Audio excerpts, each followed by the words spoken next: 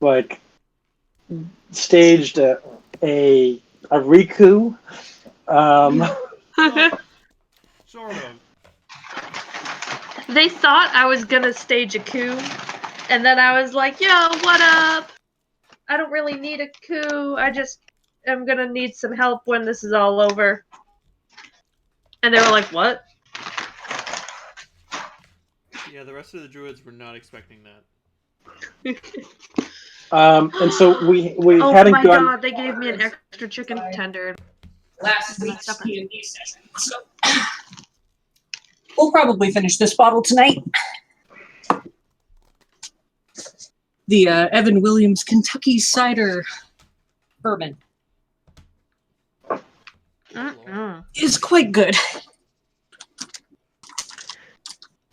I've been drinking this strange fire cider stuff. It's not Ooh. alcoholic. It's vinegar. Interesting.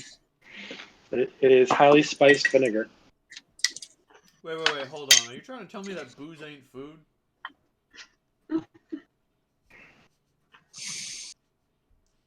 Come on, Cap. Say it.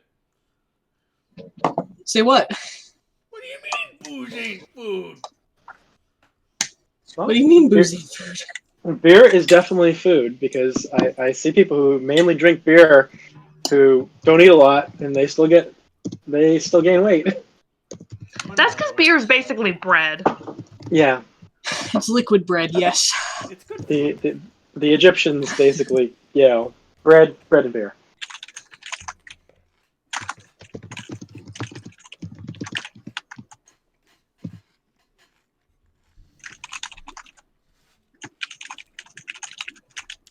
So yes, when we left off, Holt's woman turned his body into a fucking map.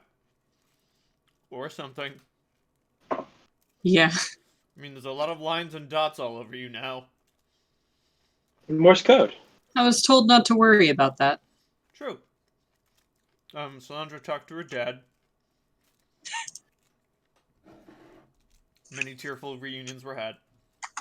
And Clementine talked to her druid pals. Now then. This feels like Holt is in a much darker movie than the rest of us sometimes.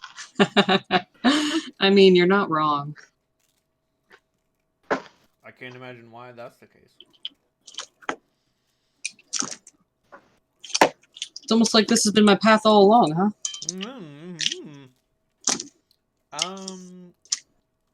Let's begin with Holt. Alright. Because when the two of you get back to the World Bazaar, he will be ready to go. How does that work out? Shut the fuck up. Okay. So, I've made my preparations. I've sent off a load of items with instructions. I've said what amounts to a goodbye to my friends and to Kali. But there is one loose end that I have to take care of. This is true. You have not yet visited the Black Hand. And that's exactly where I'd like to go. So, it immediately strikes you that something strange is going on. The Black Hand Barker isn't barking. Well, he's not there. Is the ivory foot doorman there? He is. And he's sort of barking unopposed. Come see, perhaps participate in feats of martial prowess. Shake my head as I pass. It's just not the same without someone to talk back, huh? You're not lying. I mean, is it shameful to say that I would almost prefer an opponent? This feels too easy. Don't worry, you'll get one. Thanks. And I'll go inside. You go inside. The doorman would normally charge you, but he just looks at you and nods. You should know me by now. Oh yeah. It's not even a question. You get a lot of knowing nods here. Ooh.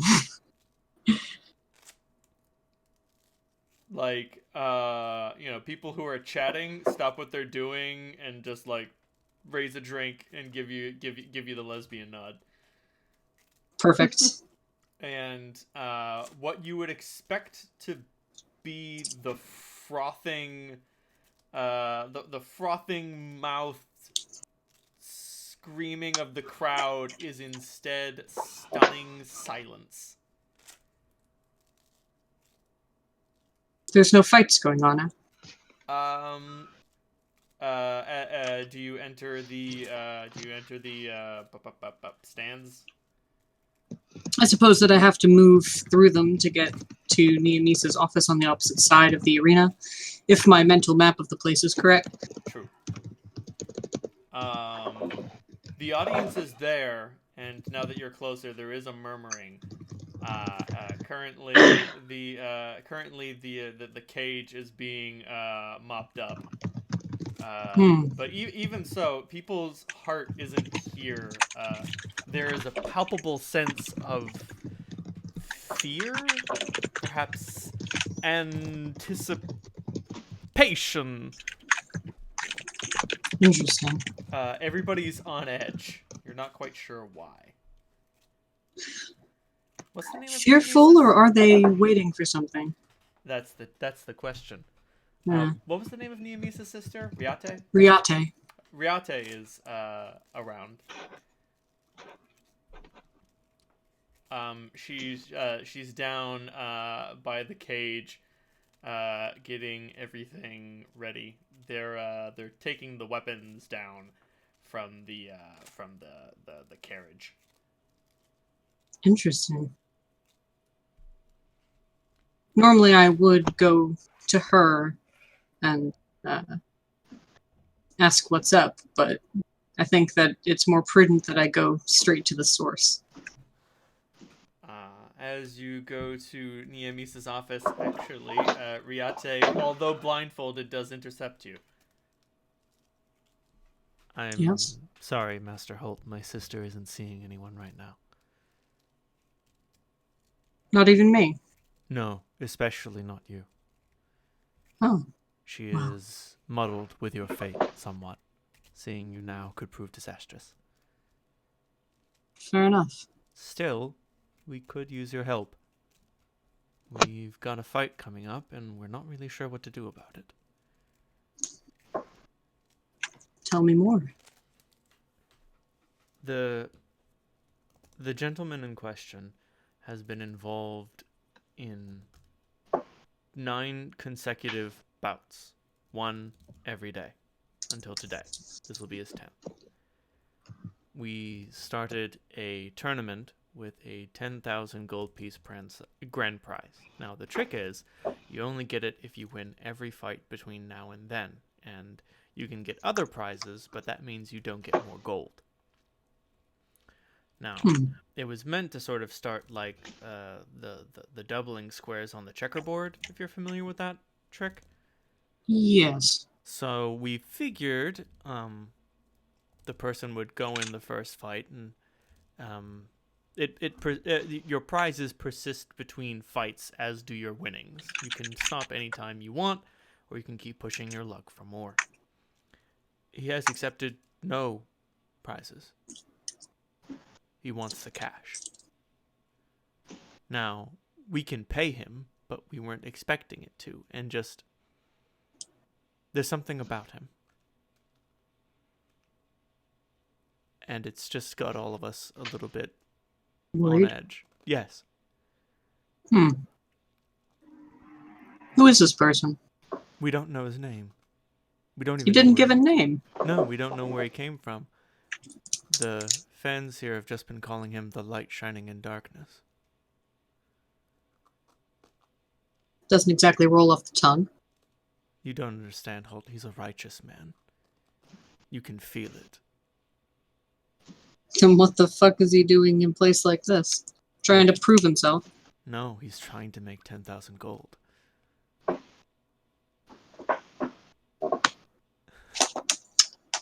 So, what exactly do you want? Do you want me to stop him? No. I mean, I don't know what I want right now. I'm torn between wanting to see him succeed just for how far he's come and wanting to see him fail because I don't want to pay out the prize. I admit that I'm curious. His opponent says he killed them all. Yes, every single one. What does he favor? Bare hands. Weapon. Bare hands. He's not a monk either. He has no spiritual strength. I don't know what it is. I mean, occasionally he disarms his opponents and uses his weapons, but because he has not accepted any prizes, he goes in naked.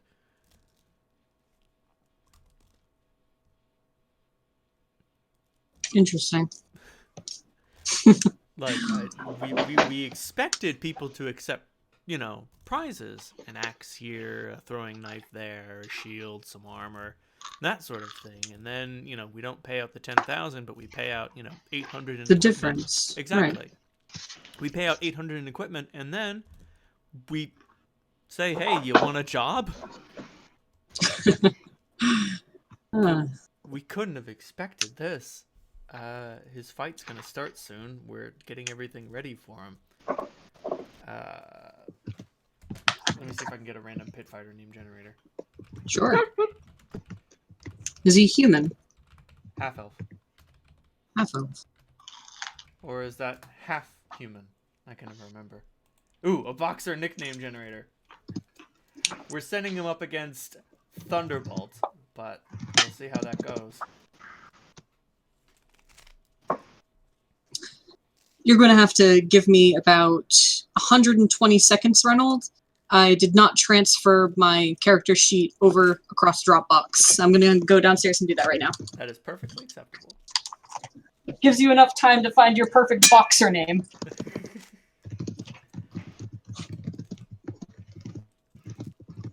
So, how does this setup sound? So far, so good. Okay. Ouch. What did you ouch yourself with, Clem? Nothing actually. But I'm teaching Louis that when he grabs with claws, that people go ouch and don't play anymore. But he didn't scratch me, but he had his claws out. So.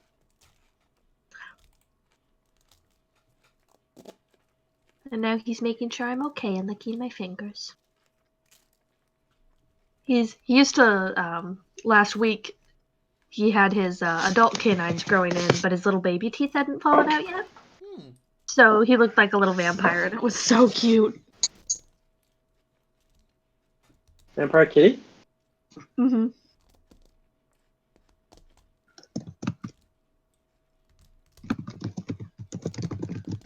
If Freya can have cats pull her sled, then I can have vampire cats. Exactly. But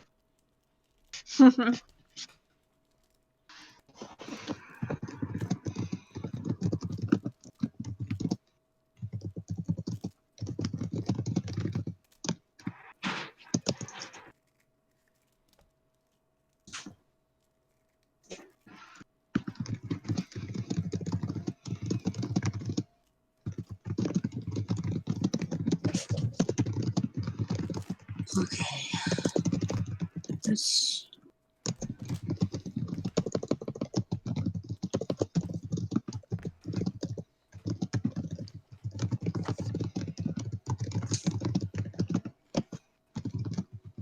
Okay. We're good.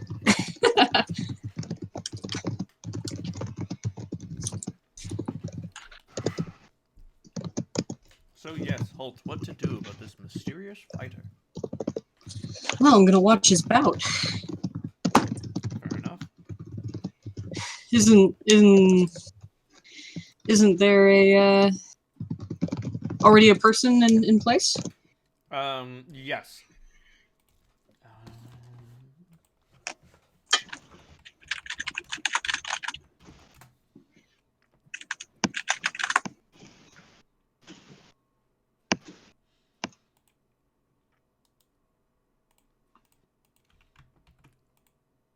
Thunderbolt. Thunder. There's the ring.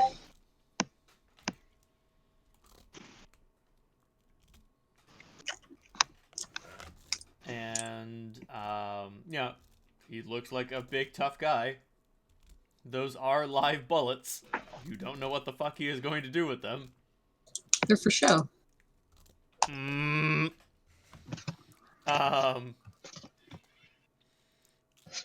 Wait, hold. You're all about electricity, right? It's true. You can tell he actually has an electric current coursing through his body. Oh, now that's cool. You know what you can do with a low-level electric current and a bullet? Fire the bullet. You're absolutely correct. Now that's clever.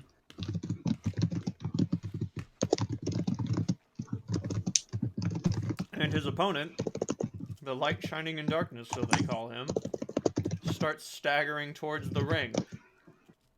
When they say he's had 9 consecutive fights for 9 consecutive days, he's showing it. One of his eyes is almost swollen over with, like, how pummeled it is. One of his hands, his left hand is wrapped up entirely, just into a balled fist. You get the distinct impression the fingers there are all broken.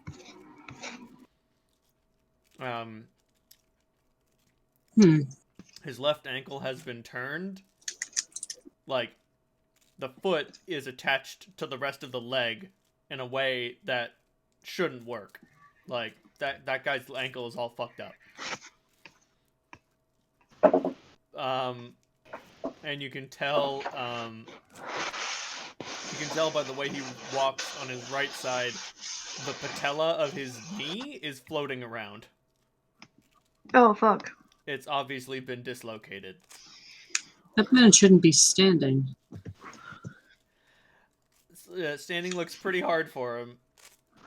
I say that to Riate. And she said, "We've noticed." Huh. Like, he is starting off this fight bloodied.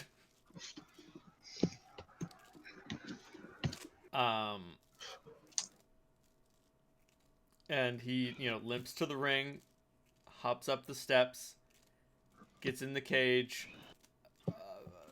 says a prayer to Saint Cuthbert, and steps into the ring. And he holds his left arm out in front of him, and he holds his right arm back. He's really leading with the left side of his body. He has to. But you've got to. It's all broken. You can't break what's already been broken. And like the rest of the crowd stops murmuring, and they're just like, they can't even bring themselves to cheer. Like, they're all holding their breath. They're all holding their breath. Like, is this guy gonna make it? And the fight begins.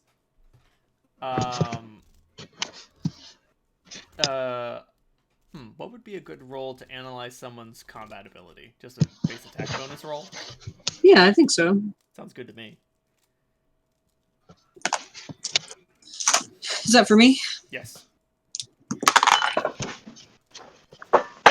BAB, etc. Or perception, or I'm sorry, I was listening. Auditory processing ate that entire sentence. What am I rolling? A base attack bonus roll. Oh, okay, great. 31. Okay. So you're watching these guys fight. It's clear Thunderbolt sort of favors a grappling style. Interesting. Like the bullets are mostly just there for show. You can tell that he can fire them, but like, dear God, it's hard. It probably hurts really bad. Like, it hurts to do. It's a real desperation maneuver.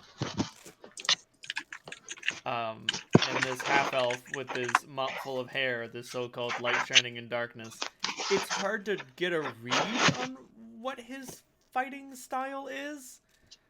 And then it comes to you haven't seen too many of them out there in the world, but this guy is a brawler. A genuine brawler. A genuine, bona fide brawler. You're watching the way he's adapting to the way Thunderbolt fights.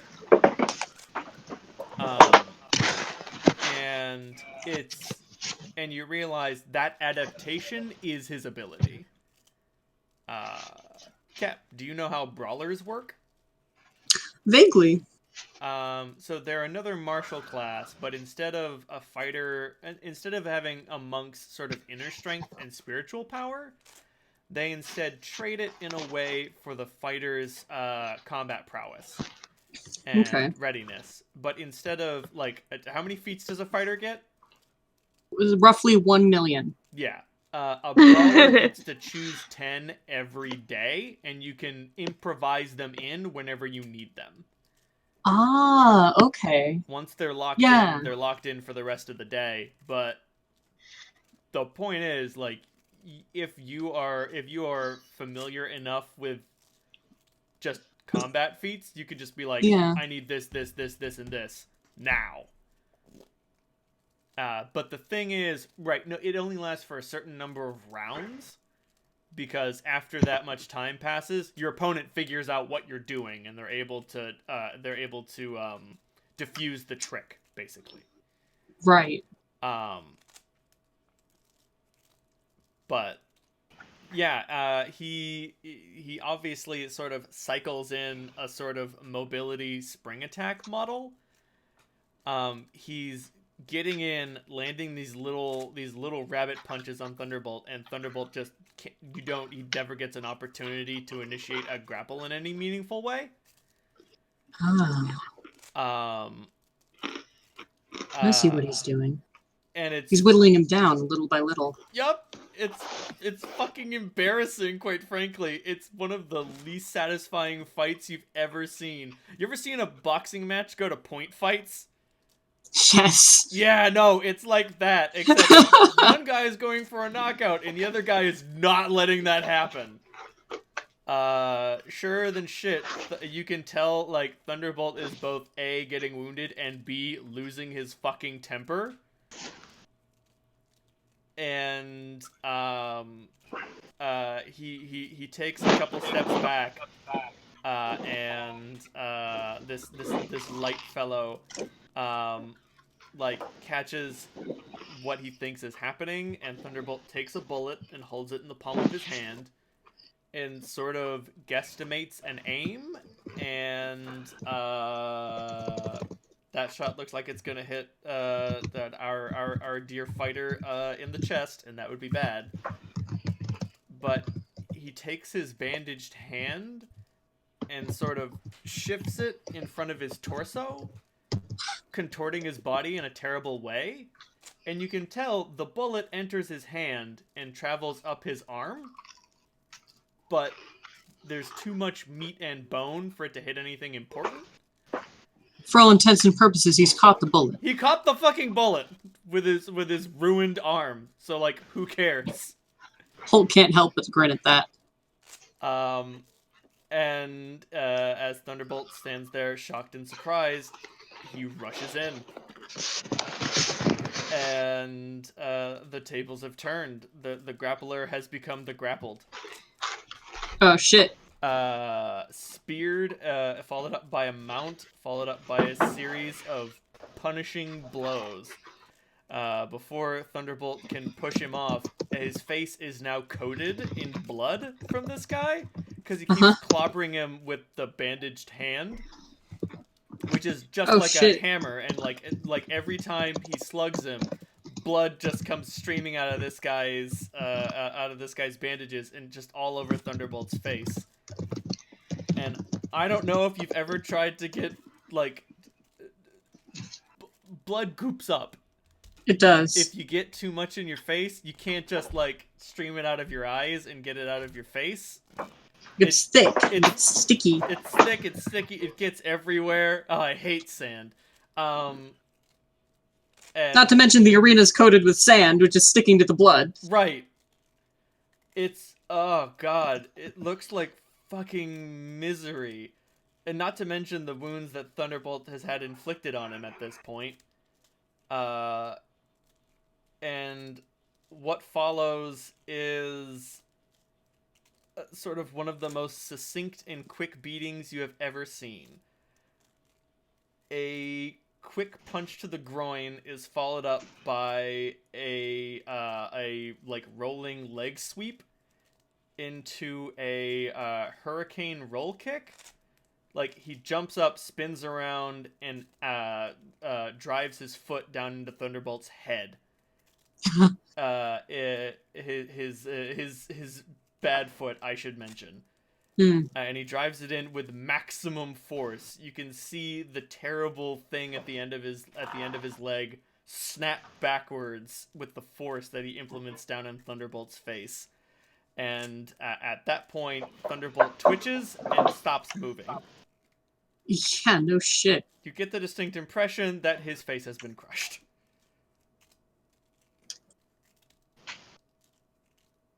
And, like... Impressive. The crowd, like, what would normally be a woo is just like a stunned silence. Like, people literally cannot believe what they have just seen. Holt's going to try to start a round of applause. You applaud. You start applauding, but so the guy gets up. He's having a really hard time walking now. So he grabs onto the cage for support with his one good hand. And he's dragging that leg is useless now. It was bad before, it's fucked now. But he's got his good foot and his good hand, but you can tell he's bleeding like a stuck pig from that wound. And he crawls over to the door of the cage, and before he makes it, he collapses.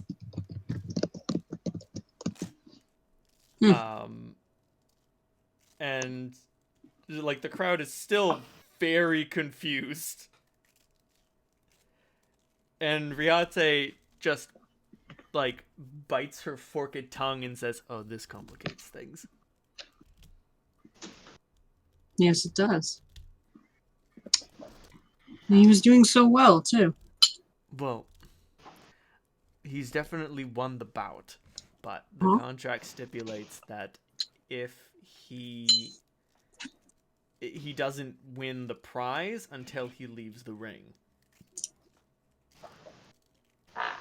Holt, you're familiar with the charter. Now that you think back to it, that is like a peculiar rule. Like, oh yeah, you can win the you can win the fight, but you don't win the prize until you leave. Like, that's sort of like an interesting prohibition against cheating. Like, if they figure out that you've done something wrong or they think something fishy has gone on, they'll just keep you in the cage. They'll keep you in the cage and they'll investigate. And if they don't like what they see, they'll just fucking kill you. Sounds legit. Yeah, but it's very clear that this guy hasn't done any cheating, but Riate really doesn't know what to do. Yep. How are you? Oh, okay. Okay. I thought you were really stuck. And thinking back to my previous bouts, there's no healing that takes place here. No. No, if he can't leave the arena of his own accord, then it's not my problem.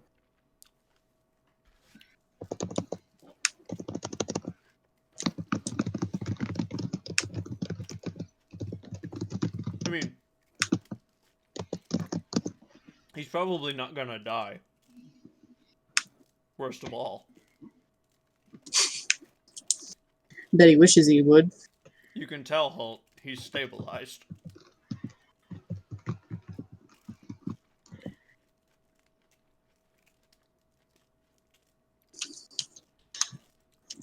I'm getting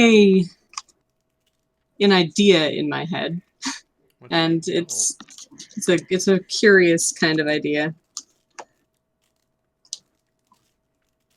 Call it a whim. What's your plan, Holt? I want to fight this man. I want one last fight in this place before I leave. You know, forever. I mean, you're not going to be able to fight a broken man. No, I'm not.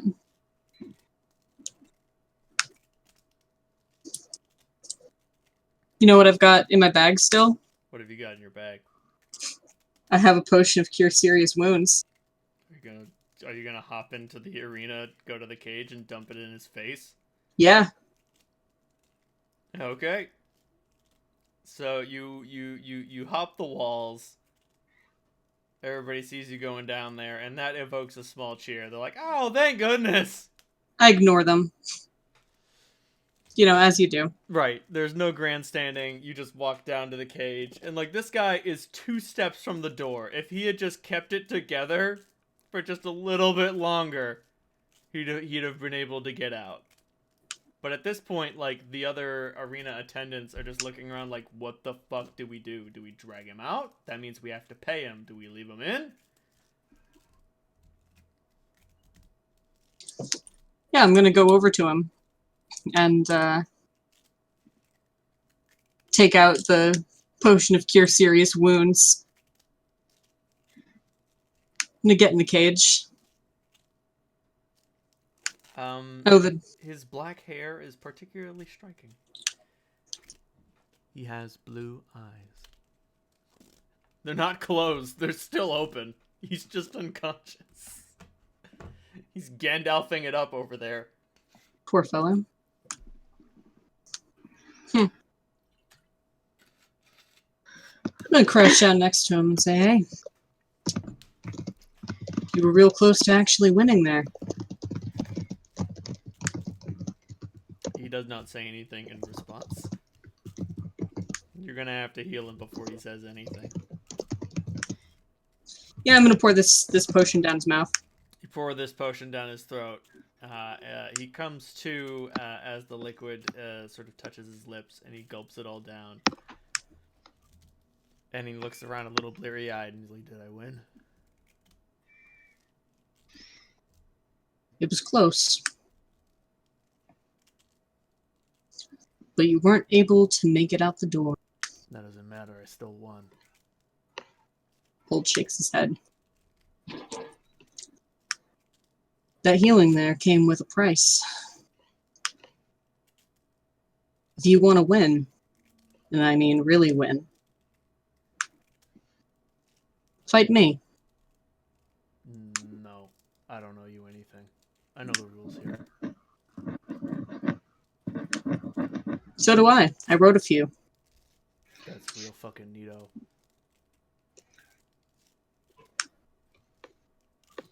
You can't just come in here and change things whenever you want. 1 second, Ronald. I gotta go in my notes.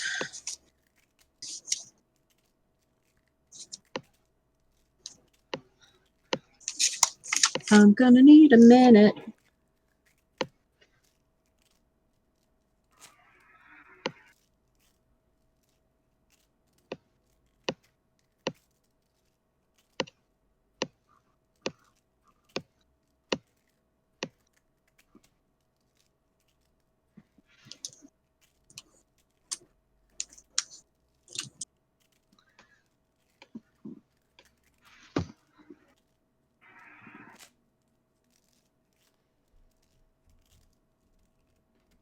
Gemma is ominously silent. That's curious. He too is holding his tongue.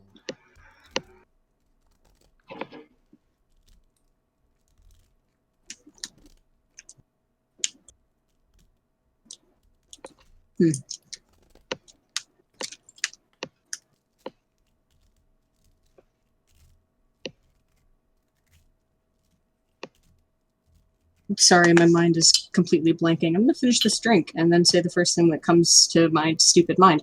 Sounds good.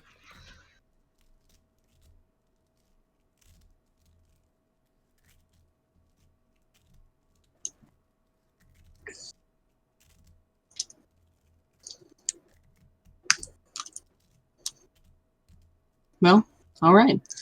If you're done, you're done. Maybe another time. I'm not going to help you up.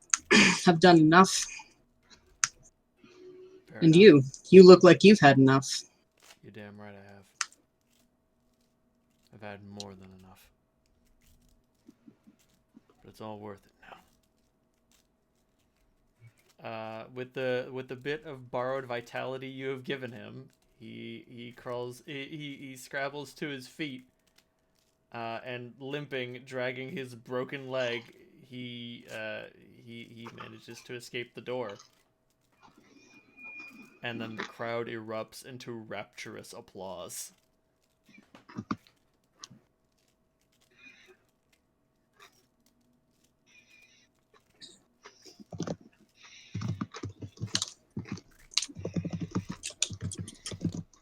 It's not often that mercy is shown in the pit of the Black Hand.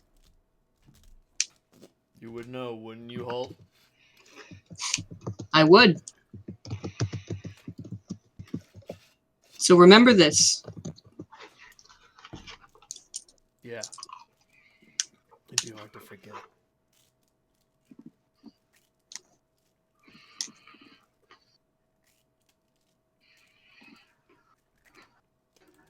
He doesn't, I mean, like, I'm known.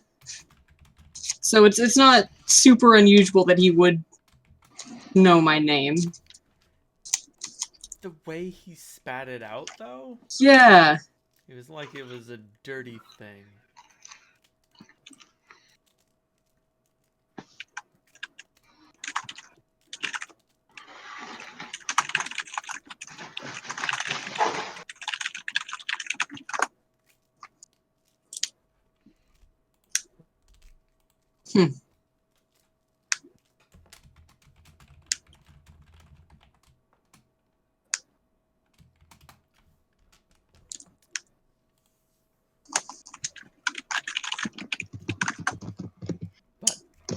I'm gonna follow him out of the arena.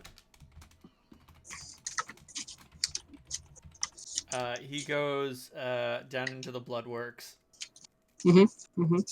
And he starts doing his best to put himself back together.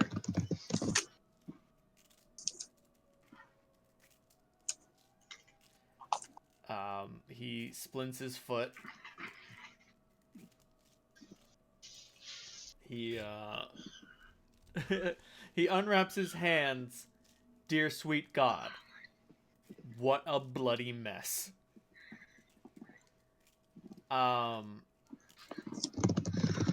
That hand has become a tangle of mangled fingers and blood. You can tell the entire thing has been shattered. Every finger has been broken.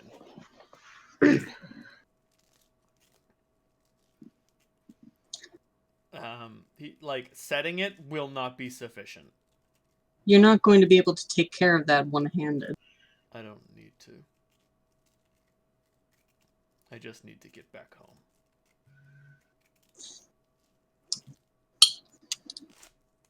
Listen, it's just you and me down here. You don't need to be an idiot. Sit still. I have a healer's kit. Yay! What about the only piece of mercy I'd get in this place?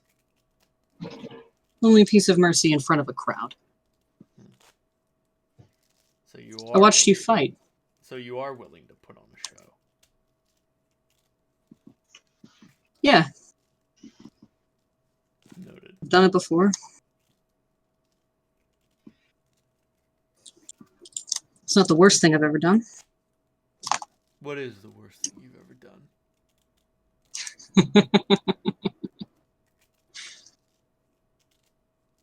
Usually comes down to killing folks, but, you know, try to mitigate the damage that you do to people that deserve it, but where the tipping point is on that scale tends to shift. Deserve. Such a funny word. There was a time, a long time ago, I thought I knew what it meant.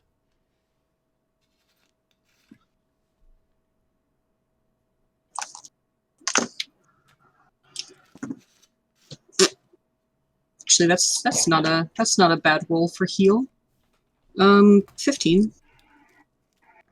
15. You're able to wrap the hand in a comfortable position. Obviously, it's not going to mend, but it's going to hurt less. I don't think I can do anything about your knee. I'm not a healer. That's fine. You don't need to do anything. You haven't needed to do anything. Don't take what I'm saying here as precluding of thanks. I'm very thankful. You don't need to thank me. The only reason why I'm doing this at all is because you caught my attention. Well, I didn't mean to. You put up an interesting fight, and it's 10,000 gold pieces. A lot of people would obviously fight for that, kill for that. You have. Call it a passing curiosity. I'm never going to see you again. Why'd you enter this tournament? Because somebody needed the money.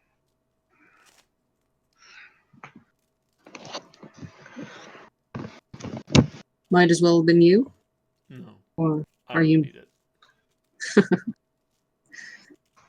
So this is a noble gesture. I wouldn't call it noble. 10 people are dead. 10 people that were also out to kill you and were in the tournament for their own selfish or unselfish reasons. I signed up. They knew what they were getting themselves into. Precisely. So No. You don't understand. Yes, I know. We all put our lives on the line, but I'm still not entirely convinced I had to do this.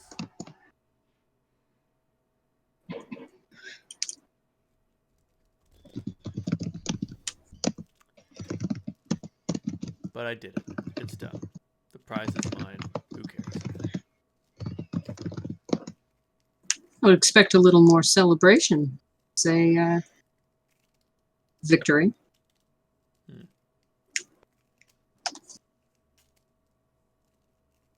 I'm not too So you- keen on victory these days. You enter a tournament with no name down. Yep. Have people calling you the light shining in darkness. Yeah, not my name. What do you think of that? They think I'm noble because I'm just in it for the money. I don't get it. It's like Well, you just said that you were. But it's not about... The money isn't for me, okay? What? It's a matter of life and death.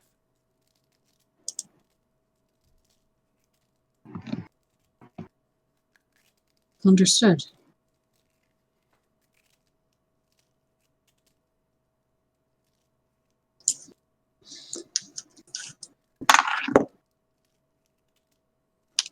Just hoping it covers the cost of treatment and the cost of questions. So someone you know is sick. Yeah, something like that.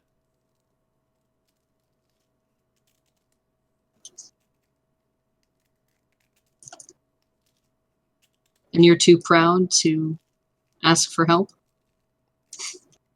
No, they asked me for help.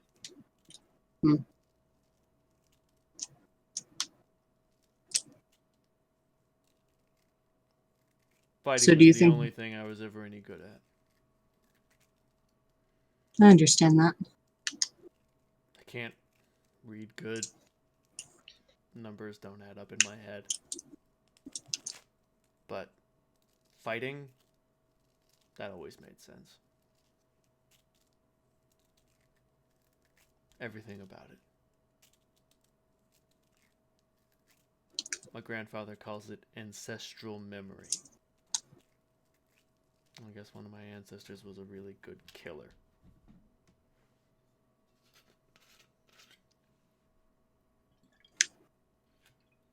I used to think that fighting was all that I'd ever be. And are you something more? Yes. There's no use denying it now. Yeah. I guess you are. I think you're more than that, too.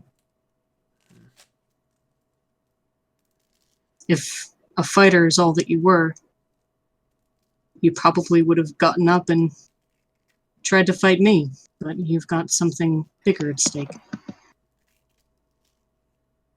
True.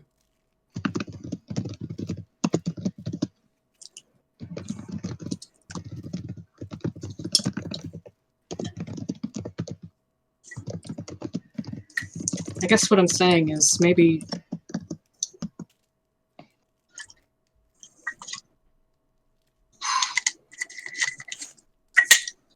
don't limit yourself by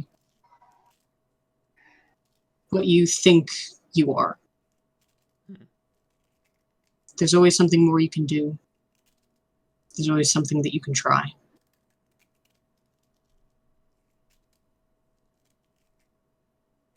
I don't know, I probably should just shut up and let you get your damn money. No, it's fine. I think I needed this. Thanks. Good luck. If you're really trying to help people, maybe go about it with a little less of a death wish.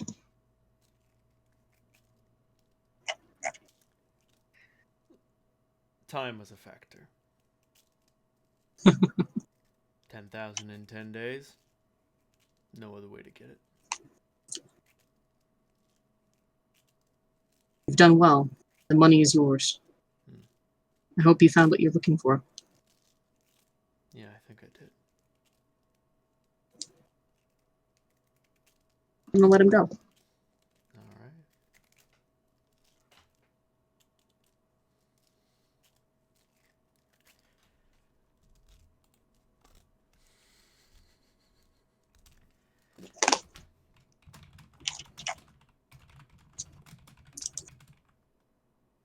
Didn't need to be fought. It's not my domain.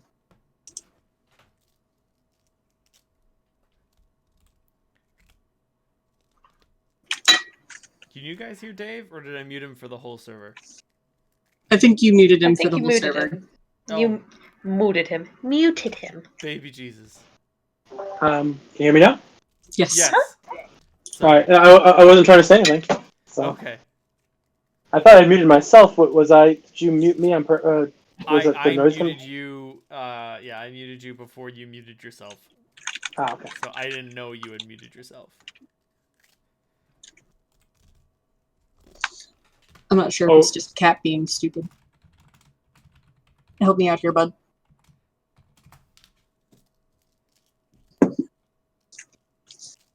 Listen, your playthrough of that was a long time ago. I don't remember that. Such a pity. It's my favorite line in the entire game.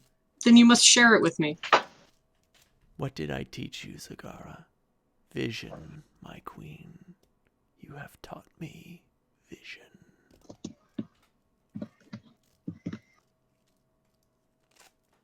Thank you. Thank you for that sweet ASMR. It was real good. Sent a shiver right up my spine. Beautiful. Back to the Clem and Sal show, starring Clem and Sal, with guest stars Clem and Sal. Clem and Sal have been having a philosophical discussion.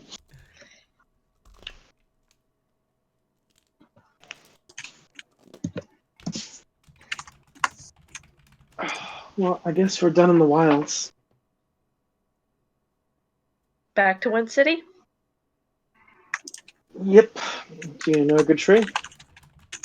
I still can't fucking teleport in this fucking place. That's okay, I've got it. Bing!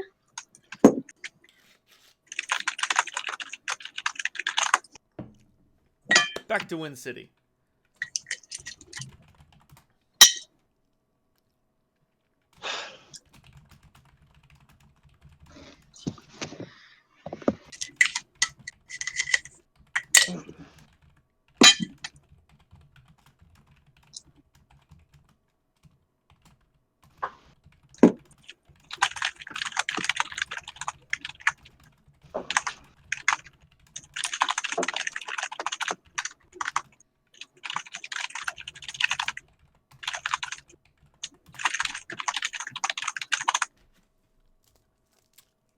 You're in Wind City. What now? Now we go to Bowman. You go to the Temple of the Holy Guard. Beep, beep, beep, beep, beep, beep, beep, beep.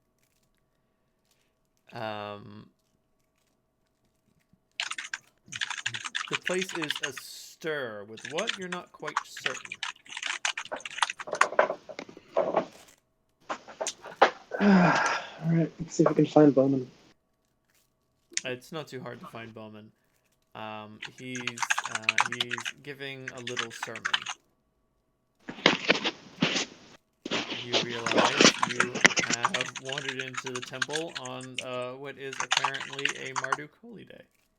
Oh, Oh, fuck.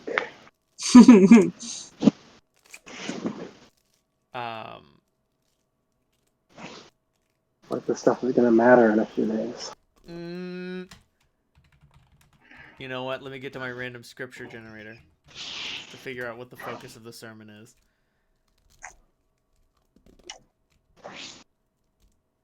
Ooh, Ephesians 2:13. Isn't that magic?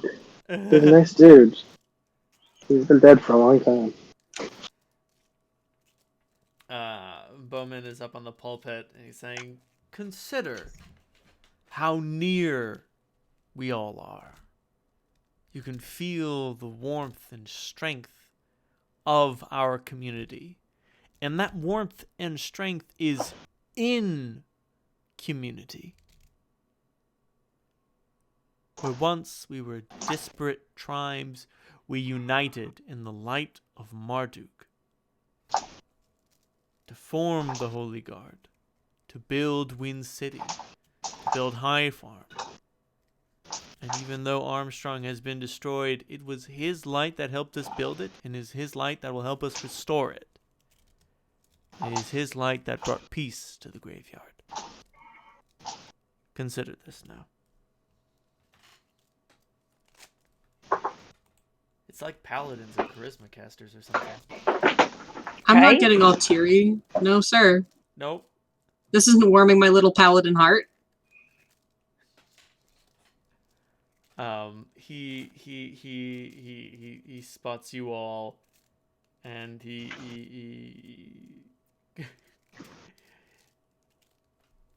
and in the name of that light, and that community, and that strength, and that community, we will end the sermon early.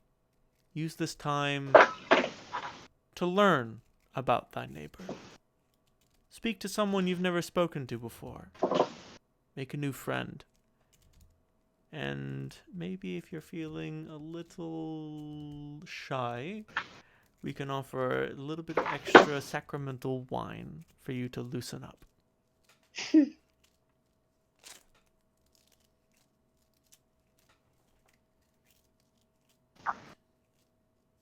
I look for the parishioners.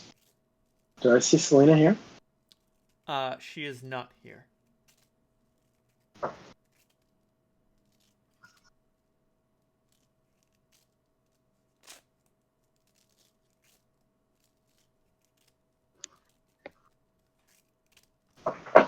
Bowman comes down from the pulpit and greets the two of you. hey, Bowman. And how are you? Oh, Up against the wall, I guess. Yeah, something weighs on your mind. Come on, join me out back. He's in a sort of more priestly vestment. He's still armed and armored, but it's not his normal full plate. It's just, a shirt of chain with a Mardusian tabard. What's on your mind? We're going to meet. We're going to do what we need to do to stop the Dragon Empire. I want to meet my sister. Is she ready? She's made great strides. Is she ready? I don't know. Only you can determine that. You know her better than I do. Fuck. I know way too much. You do know way too much.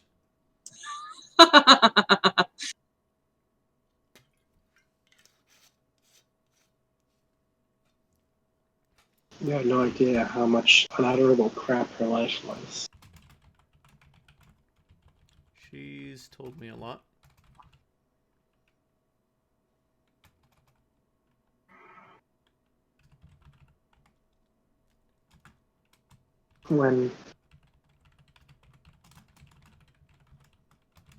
After I gave her the choice, I saw it all.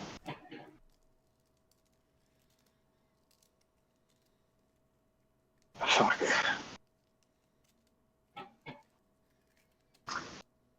Alright. Well, we should go see her.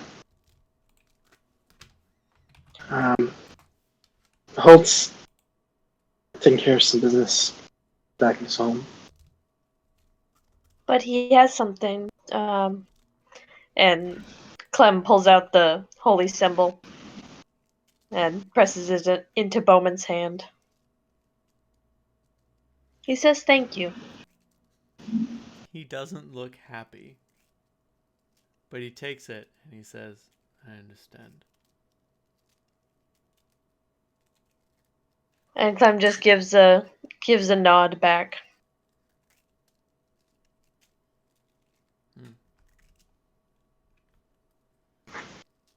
But come now. Hey, Bowman. Yes? I look at the symbol. Is there anything that might make a difference when the time comes? Only that you do what you think is right.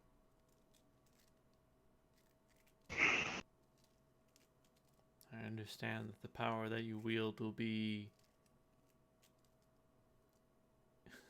only in the strictest terms imaginable. And I know you have the intellect to use it intelligently, but I fear you may not have the wisdom to use it wisely.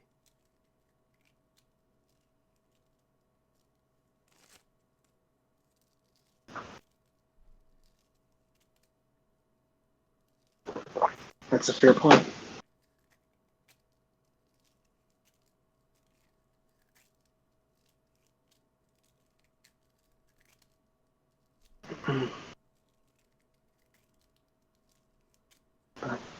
I'll tell you one thing. Try to do my best to use it compassionately. It's the best I can do. That might be enough.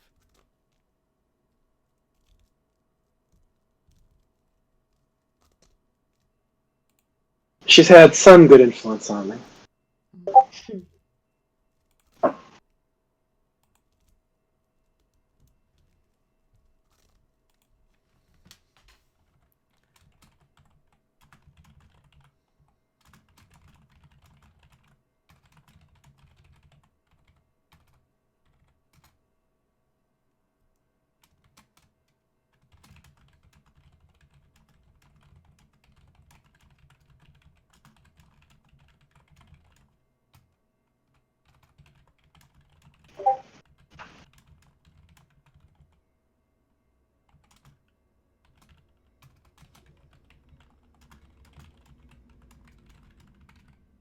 I'm not crying, you're crying. Oh!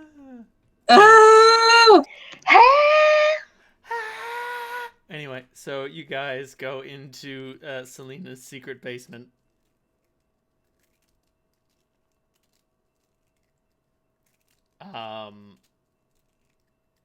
And he looks to the two holy guardsmen who are guarding the door. One's a man, the other's a woman, and they open it, and inside she is like in her undergarments, practicing a dual-bladed kata with Marduk's swords. Oh, did we give them to her? I thought we put them back in the bag. Oh, yeah, no, I have those. Not anymore, you don't. Okay, I guess I don't. They disappeared from my fucking bag. You were not paying attention. Whoopsie doo. Well, I mean, it makes an amount of sense. Carry on. Sorry, Holt. Those don't belong to you. No, they don't. In fact, I'm happy that they're not in there so I don't accidentally reach in and grab them.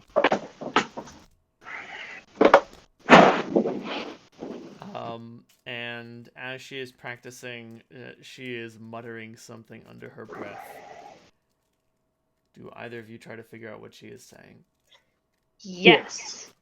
Roll that beautiful perception footage.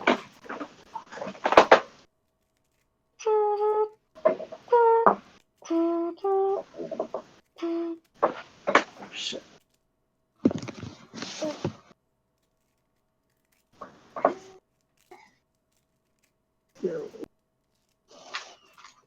Perception plus 26. Oh, 33! Oh, 30. Yeah, 33. That's pretty good. Sorry, one sec. Pidgey, did you forget to take your dice out? Yeah. That's a 50 DKP minus. There's a guy. Oh! Yeah. Boop.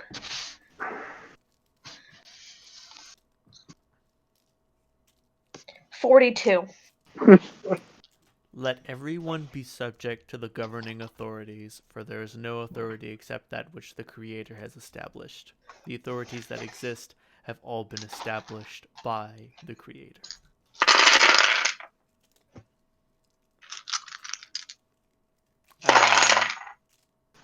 And, like, in her whirling attack, she moves closer to a training dummy, and her blades pass through it like wind passes through air. And were this thing material, and were she to desire, this thing would be stripped to pieces. The only thing that is stopping her is her control. Is she still fighting like a duelist? Yes. With, are they still fucking greatswords? One is a great sword. The other has adopted the form of perfect itself. Black? No. It's still made of the luminous energy, but it is now a short sword.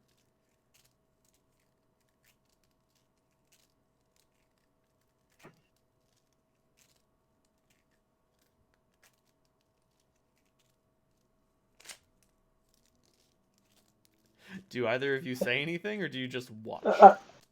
I was watching, but I at some point say, "Hey, sis."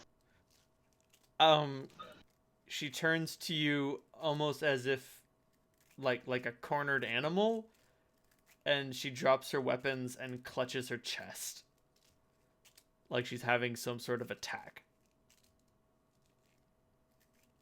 Fuck, Selena, what's going on? I'm coming closer.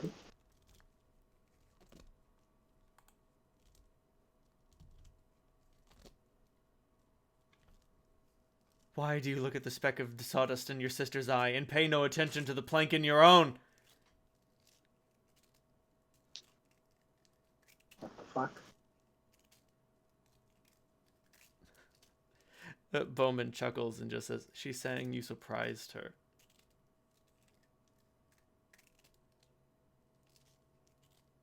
Sorry about that. She's known almost nothing but solitude for nearly a month. You must forgive her.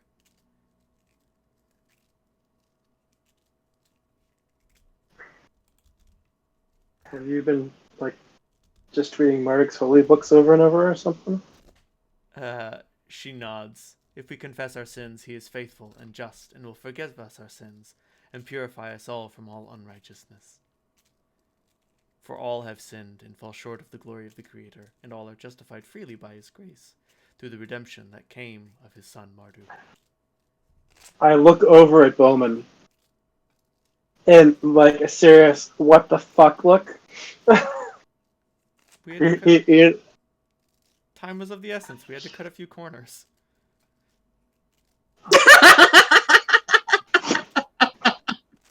God.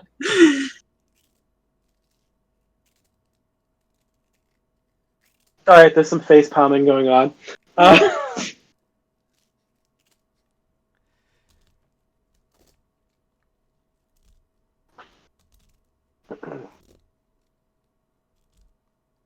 Clem just kind of gives a little shrug.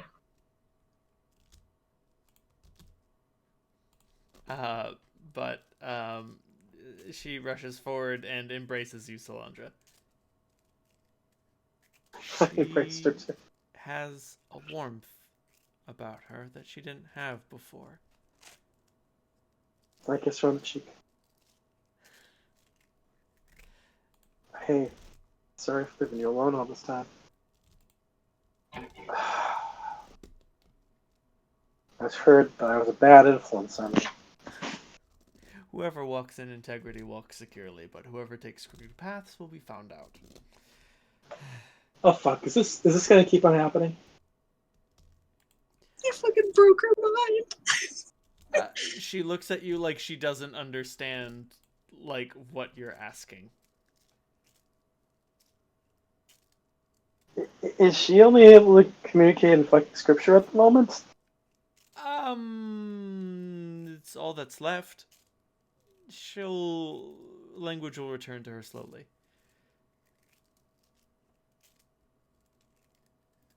She discarded everything else. Was that her decision? She discarded everything else. All right. Repent and be baptized, every one of you, in the name of Marduk for the forgiveness of your sin, and you will receive the gift of Kira. Well, I can't really blame her. Receive the gift of what? Kira.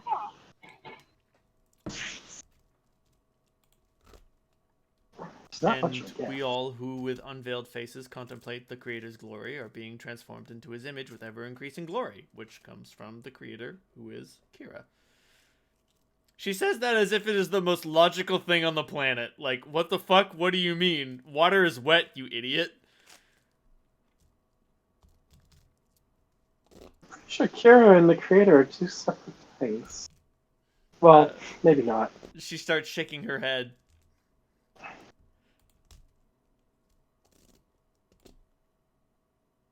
Okay. I pat her on the shoulder. It's okay. It's okay. She like bats your hand away, like fucking I don't and says whoever could foster love covers over an offense, but whoever repeats the matter separates close friends. The intent is clear. Don't treat me like I'm some sort of broken creature. Don't act like one then. Ouch. Holt is not there. Soon. This is gonna be great.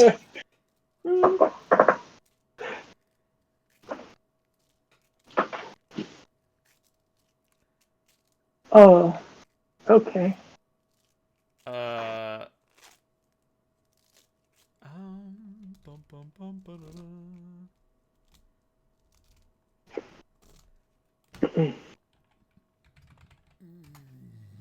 So, Bowman, you know about the thrones. You know what we did, right? You're up to speed? Yes. Okay. We're vaguely aware. So that's what happened. Sorry for putting in Armstrong, but we thought it might be a good way to rebuild the place. Yes. No. It creates a beacon. And we had to make some hard choices for the rest. So Don't be too fucking surprised if there's a cat on the council. A cat. Yeah. Okay. And a fucking Like a person cat. adamantine golem, and like I said, some hard choices. Got it. But if we fail, I don't know what will fucking happen, but Septemport's strong now. I think stronger than we ever fucking knew. And I think that even if we don't come back and this doesn't work, I think that there's enough strength here to send that asshole back to wherever fucking hell he came from. Selena looks at all of you and inquires, "Do you mean to say, call to me and I will answer you and tell you great and unsearchable things you do not know?" Yeah, I think so. And she looks positively pleased as punch. And she rushes off. And opens up a footlocker that contains what remains of her possessions. And she dresses and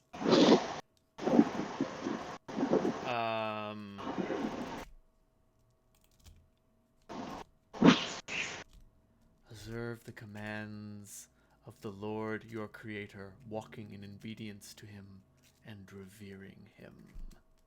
And with those words, she is adorned in the armor of Marduk. Oh shit, son. Oh, that's different. And as she calls the blade, like she holds her hands open and the blades fly from the ground to her hands and sheath into sections of the armor where they were meant to be. That's incredibly dope.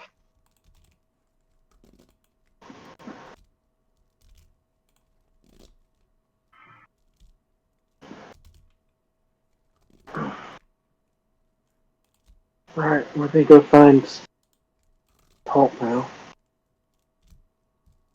Good luck if things don't work out.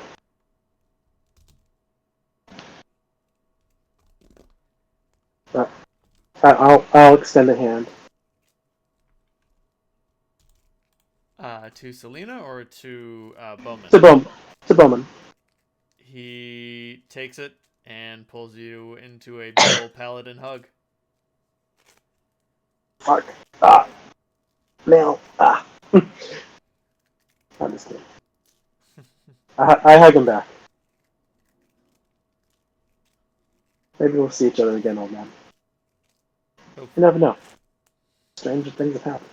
True. As Selena goes to leave, she drops to her knees and renders herself prostrate before Bowman and says, "The grace of Lord Marduk be with your spirit." And I give him another what the fuck look. And he returns, "For the Lord your Creator is gracious and compassionate. He will not turn his face from you if you return to him." And it looks like she has suddenly come up with a grand idea. Her mind races.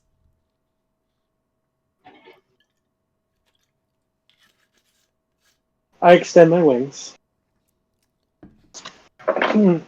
And I essentially encircle Clementine and Selena. Clem grabs a hug from Bowman first. Yes, and you too, Clem. I'm so sorry I left you out. Oh, gracious. We'll see you soon.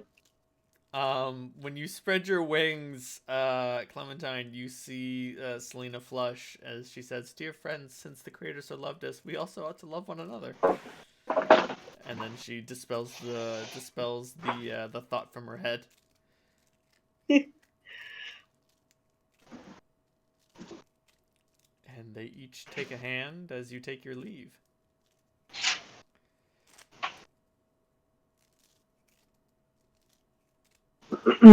I spread my wings and cast teleport to not even happen. Strangely enough, something takes your teleport off course. You haven't gone too far away, but you realize you come to outside the Black Hand instead of the Ninth and Independent. Oh boy. And as you do so, Holt is exiting.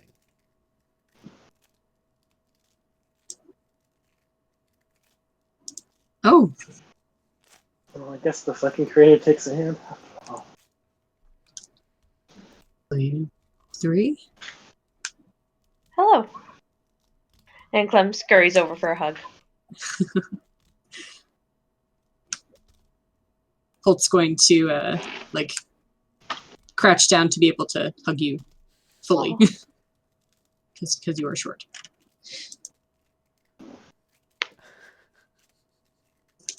How are you?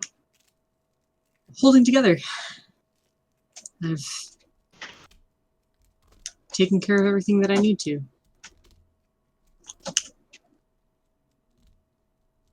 I see you've collected our 4th companion. We have. She nods to you and says, "Blessed are those who keep his statutes and seek him with all their heart." Guess I'm not blessed then. She wiped everything but scripture out of her brain. Slander So- just it winced as soon as she started talking. Yeah, Holt looks at you like, what have you done?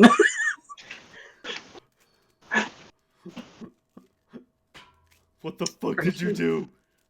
It's proof that my good intentions trump your bad intentions for causing harm any day of the week. Well, I suppose so. At least I'm predictable. I didn't think that Bowman would fry what was left of her brain. Oh no, he didn't. It was her choice. Oh, even better. Come now. Therefore, he is able to save completely those who come to the Creator through him, because he always lives to intercede for them. Exactly. Exactly. Uh-huh. Okay. Holt, what's your intelligence and wisdom scores? I'm just gonna start doing a sense motive whenever Selena talks to figure out what the fuck she's trying to say. 10 and 8. It's like she's trying to speak to me. Right, she's speaking. It appears to be some form of common. It appears to run on some form of electricity. It appears to run on some form of faith. Oh, her faith has grown strong. Do I have any sort of reaction to seeing her in Marduk's regalia? In splendor? Yeah. Your immediate thought is that of violence, but strangely enough, when she speaks, it diffuses the tension. That somehow makes me more angry, the fact that I can't be as angry as I want to be.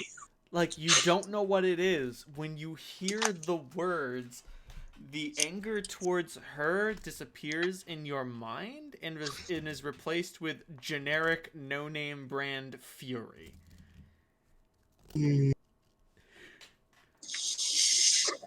Be careful, you'll bake in your carapace. It's gonna take a few deep breaths. Also, Salandra, Clementine, it's plain to you that Holt has a bunch of weird fucking lines and dots all over his body. I mean, not much of it is showing.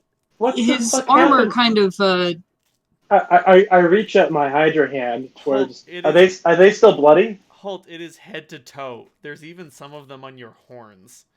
Okay, yeah, well, that's definitely, visible. Are they still bloody? No, but they're scabbed in places, and some place looks like healed scarification. Not Uh. even that. You can see the pure redness from inside his body piercing through. I reach out my Hydra hand. To I try catch to- her hand. What? Don't. What the fuck? Don't. Are you okay? That's not an easy thing to answer. We should talk. Yeah, we should do that. We fix our eyes not on what is seen, but on what is unseen, since what is seen is temporary and what is unseen is eternal. And Oh, if by we're the way- going to talk, I need you to shut her up. I'll do a sense motive. What the fuck is she saying? She's saying you don't know what's It's like going right on, so you shouldn't fuck with it. Hmm. Because By the way- as soon as you fuck with it, you'll break whatever it is you're trying to figure out, and so long as you don't fuck with it, the mystery will remain, but the ability to solve it will also remain.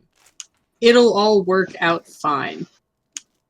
Did I And see so a broken-looking dude staggering out of the black can? By the way, No, Bless he's you. already long gone. he's long gone. Okay.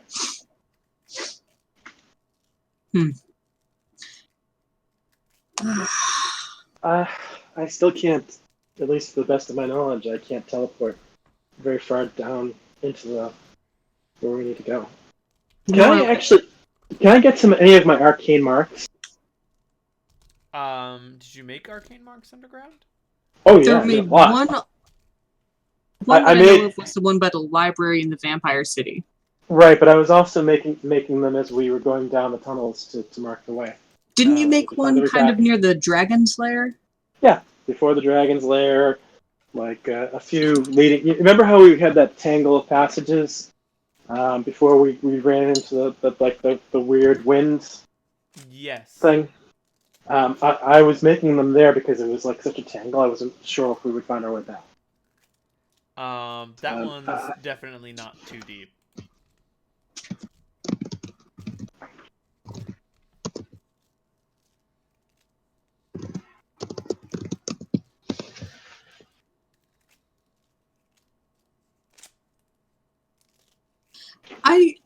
There's one more loose end that I might need to take care of. Oh. Here or down there? I don't know.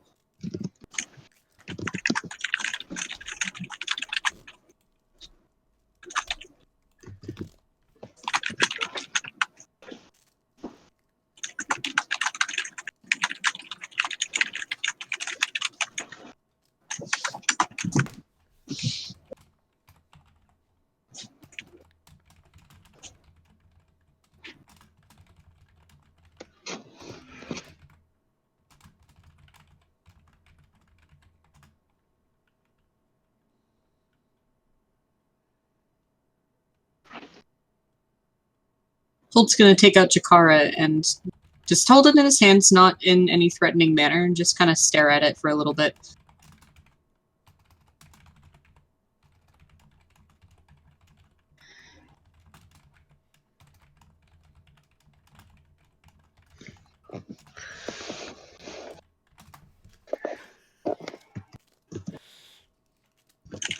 Holt, your gun is weird. It's like it's taken too many pixie sticks.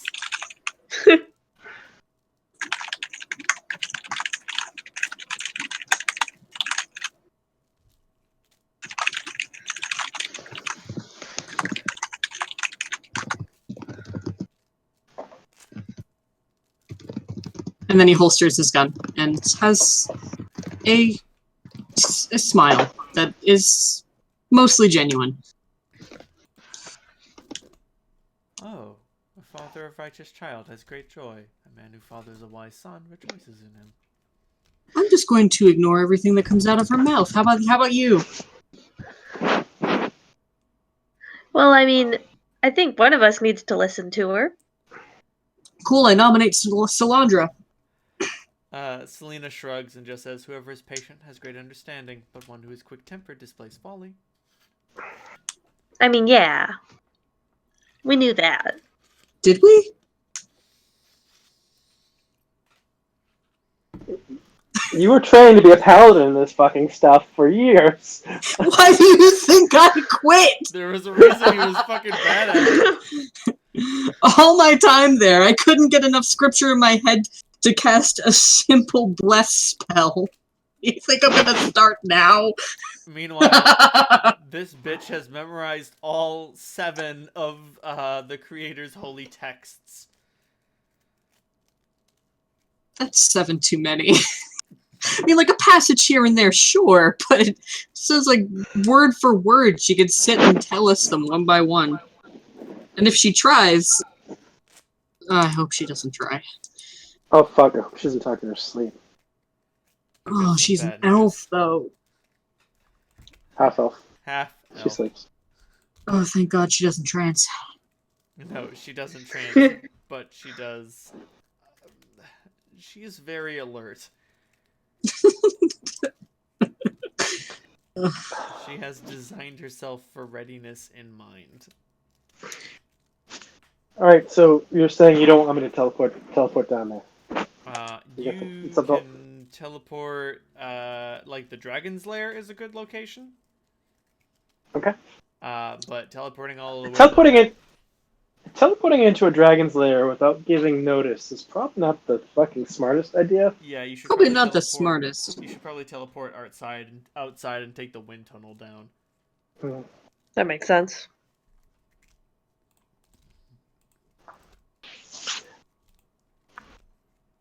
Alright, so Holt, are you ready? Holt stares off into space for a moment and looks kind of wistfully around at the bustling streets and the crowds that pay no mind, just going about their business.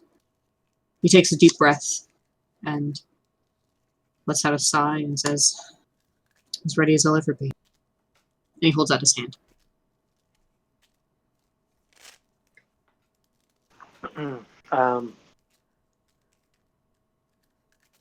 Salandra does the wing embrace thing to get contact with everyone again. Selena inquisits, when tempted, no one should say God is the creator is tempting me, for the creator cannot be tempted by evil, nor does he tempt anyone. He doesn't need to. Salandra's just trying to figure out, is she saying that this is making her horny and she doesn't want to be? What? No, she's wondering what the fuck are you doing? Where are we going? Hmm. What's the plan? We're going down. We can't go all the way down. We'll have to walk. We'll have to walk a good part of the way. Oh, what are you making? Does your work say? The potter has no hands? And she takes your hand.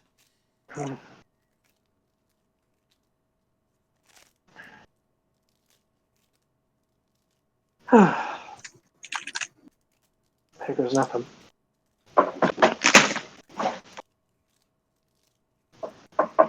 As you rush down below, normally teleportation is instantaneous, but this is more like a bolt of lightning traveling through the earth. Splintering visions of, mushrooms, monsters, and stone intercept you until eventually you arrive at the wind tunnel that leads to Chapoa's lair.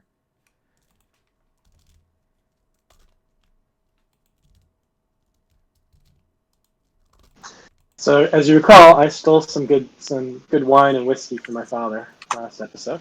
This is true. And I also have gifts for Chiapua. Oh, always give a dragon gifts. With far more control, you all enter the wind tunnel, I assume. Yes. Yep. Deeper you all go into Chapoa's lair. Holt uses his ring. Clementine, I assume you transform into something. Salandra has wings. And Selena crawls down the walls like a fucking spider monkey, hopping from That's- spot to spot. Disturbing. It is. It's honestly really fucked up. Someone in heavy armor shouldn't be able to move like that. Like, you know how the goblins climb things in the Lord of the Rings? Yeah. She's doing that. Thanks, I hate it. I hate it. Yeah, she's actually. Salandra has a modified dexterity of 26. I think Selena's is like a 28 or 29 or 30. It's pretty vague. But So. even so, what she's doing here is, like, beyond that.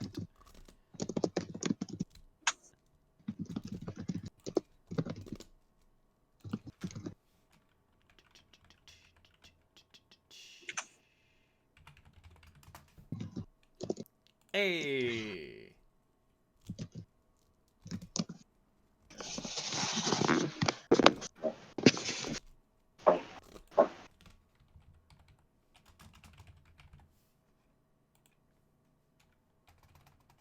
Christ, she's tall.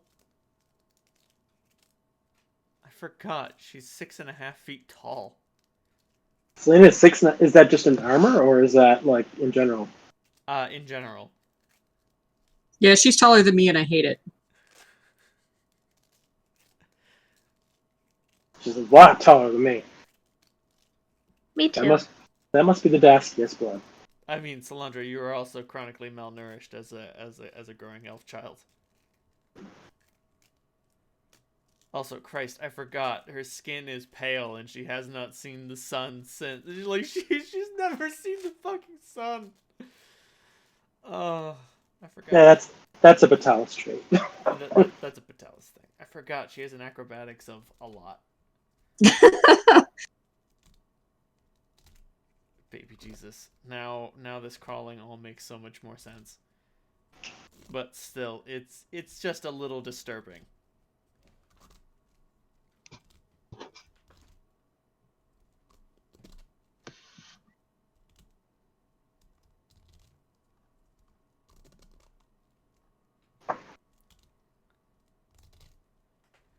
Belt of physical perfection.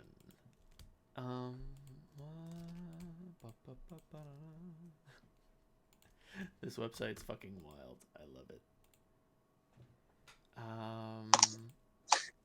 Do you just have like a scripture generator? I have a scripture generator that also clarifies things by topic. Can you send that to me? Because I think I'm going to need it on Sunday. I can! Please do. I've been using it for my dwarf in Zoe's game because Oh my god, thank you. one of his traits is scripture quoter. So he'll open up his holy text to Muradin and just be like, you know what the Lord says, and then he'll just say the thing that gets randomly generated. Oh my god, this is awesome! Thank you! I love you. You're welcome. It's Yeah. great. God chose the Creator chose the lowly things of this world, and the despised things, and the things that are not, to nullify the things that are, so that no one may boast before him. She says, as you all reach the hot springs at the bottom.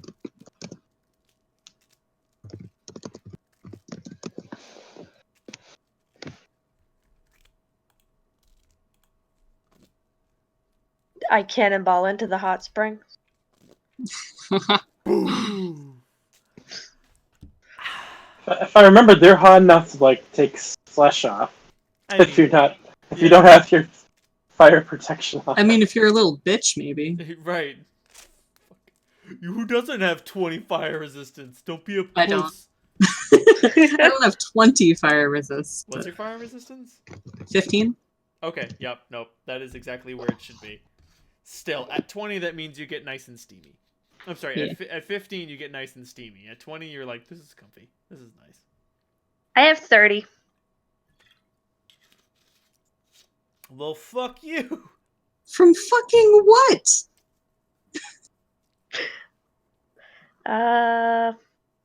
Some bullshit I have. Some fucking druid. Some bullshit. druid bullshit. It's like, oh, this is too hot. Let me just shift into a fire elemental because I can do that whenever I want. Fuck Whenever you. I feel like it. You know. I just do it. But from within the cavern, you just hear Chiapoa's great booming draconic voice say, "Enter." Approach the entrance. Whom have I in heaven but you? And the earth has nothing I desire besides you. Mm-hmm. Ah.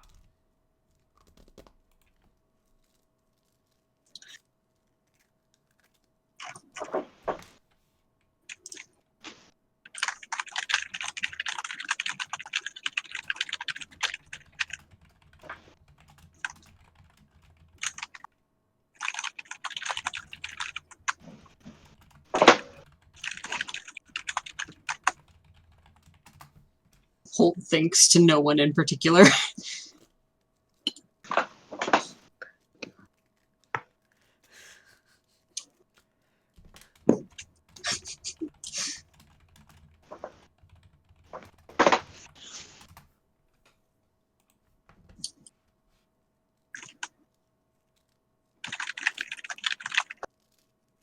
Oh god, Salandra, you put a sincerity lock on the door of a maniac.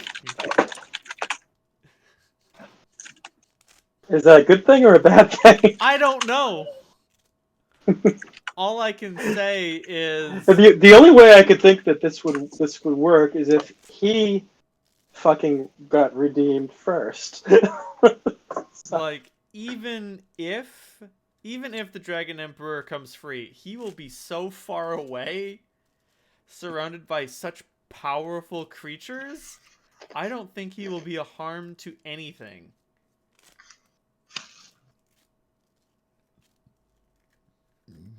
Like, no matter what, that works.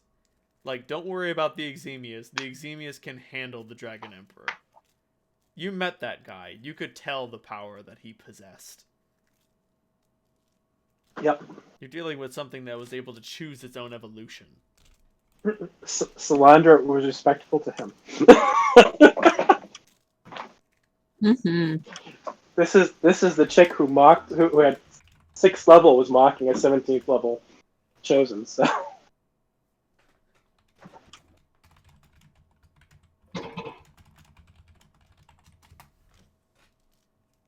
Oh, Holt, won't you shake a poor sinner's hand?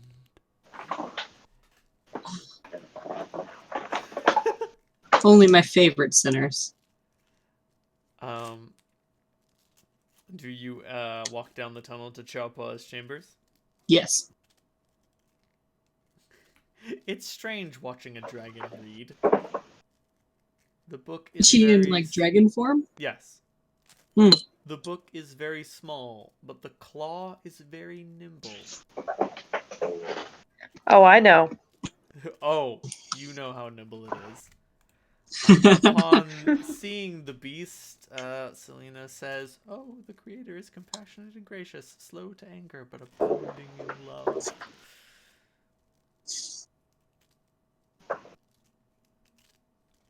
Oh, brought another little morsel into my lair, have you?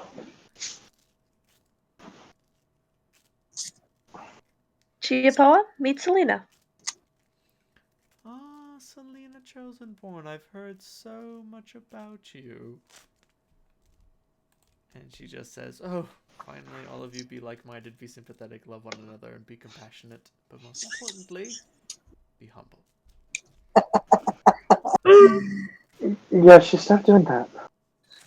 Well, yes, of course you subjected her to the Holy Guard's Inquisition training. It seems like a good idea at the time. What do you mean? It's a good idea. Inquisition training? Yeah, Holt, you don't know what the fuck they're talking about. You're like, Inquisition training? There's a what? There's a who? I mean, like, I guess it makes sense, but I didn't know anything about it. Oh, before I forget, I start pulling the bottles I stole out of my rucksack. Oh, right, yes. We bring gifts. Morsels and presents. And to think, some of my neighbors think that you have forgotten how to treat one of our kind.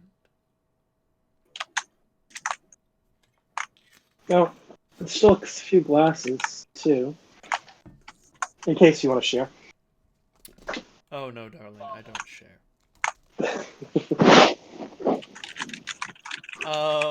She assumes a human form, with the scantily clad, red, garments, and slips forward as she. I can't wait to see what scripture Selena is going to spout for this one. She takes the bottle out of your hand, bites the cork, spits it out, and takes a swig. And Selena just says, "My command is this: love each other as I have loved you."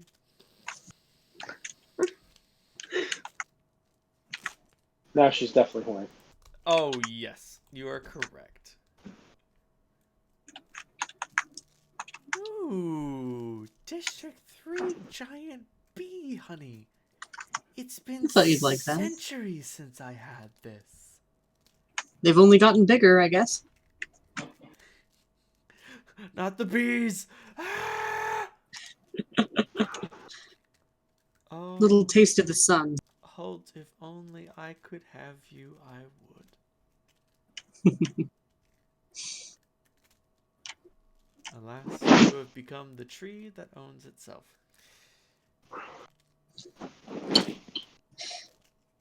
You're not the first person to tell me that. I may be the last.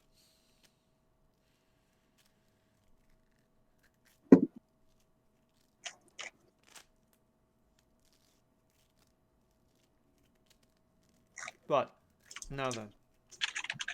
My guess is this isn't a social visit? No, Well- we're on our way to our final destination, as it was.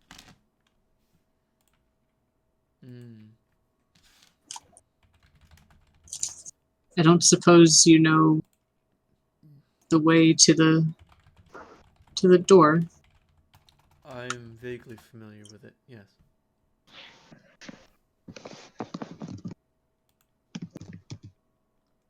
Oh, baby Jesus. Praise Google. Oh, mother of God.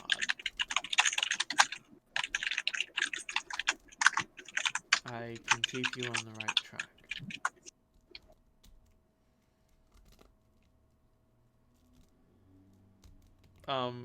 She goes over to a working desk and draws a simple 3-dimensional map.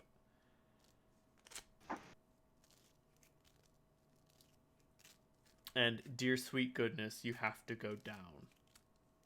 So deep down.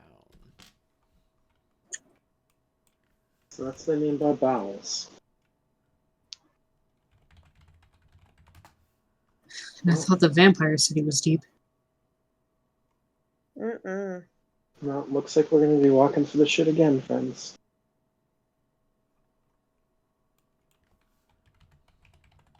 You know, I actually don't mind it being a longer road. Me We've neither. got time. We do.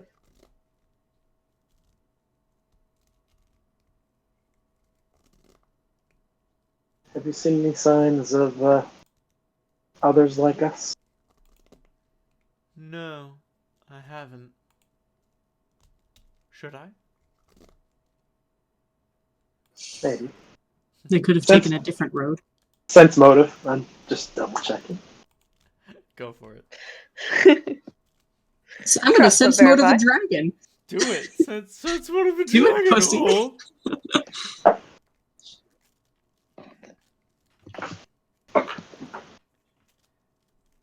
Don't expect it to work, but what the hell?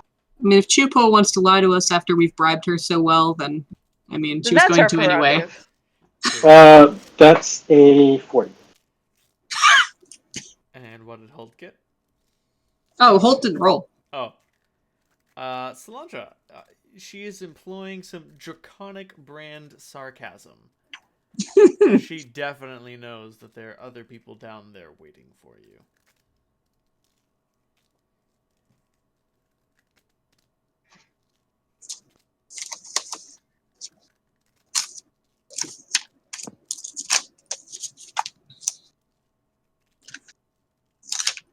So,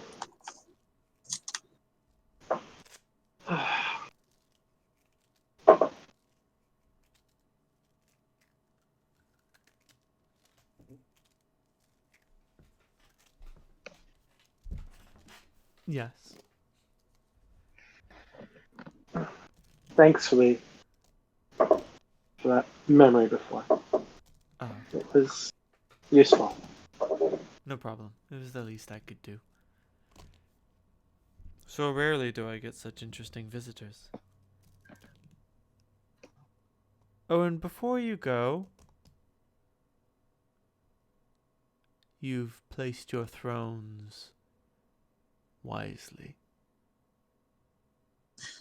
Thank you. I just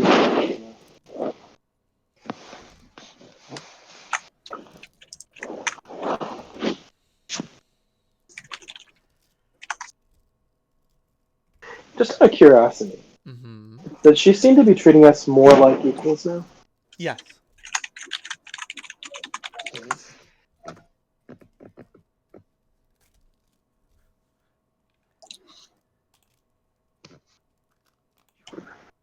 Oh, the subject of memories. Here. Holt reaches into a his belt pouch and takes out what looks like a burnished gold coin with a fist clutching a handful of arrows. A simple gold holy symbol of Hextor that he had taken from her hoard the first time they met. Sorry about that. Had to No. see if I could do it. Of course. And he smiles a devilish smile. Fight! Resist this, punk. She just sort of gives a dry smile, like, "Oh, that's where that went."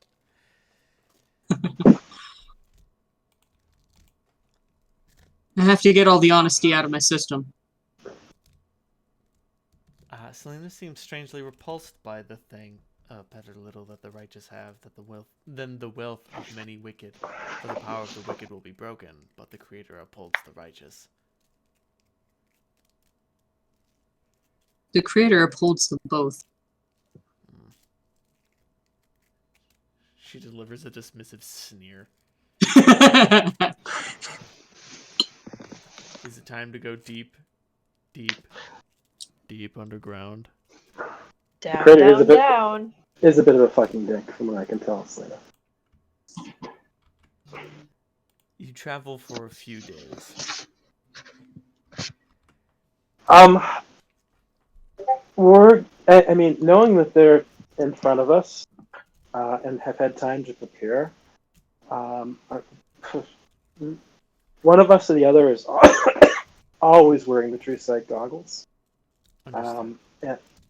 And we probably the best bet is to, like, when we sleep, just to seal ourselves into an alcove with a wall of stone in front of us, and just enough room for ear to get in. And like every night as you prepare these defenses, like Selena has something dismissive to say. A gift opens the way and ushers the giver into the presence of the great. Thank you, Pitch. Sense motive. To our creator and Marduk be glory forever and ever. She seems to believe that these defenses are unnecessary. That triumph is inevitable. We're fucked. That's true, but I sleep better without mushroom people being curious and walking by.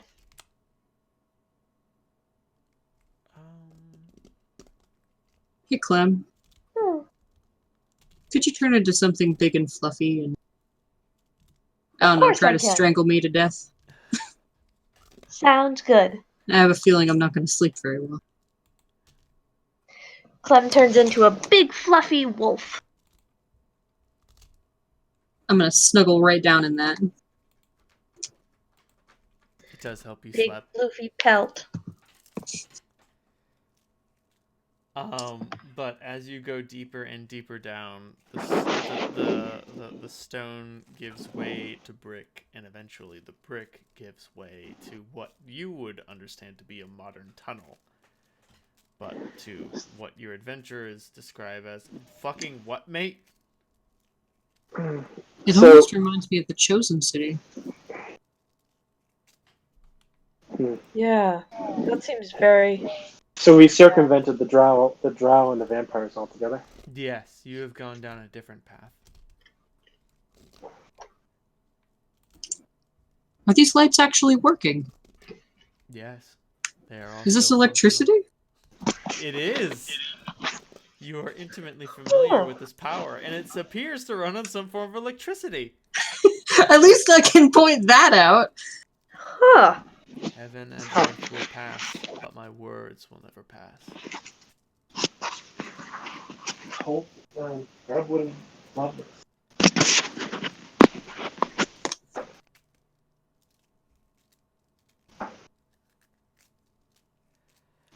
Does it look? It's obviously ancient, but does it look ancient? Does it look maintained?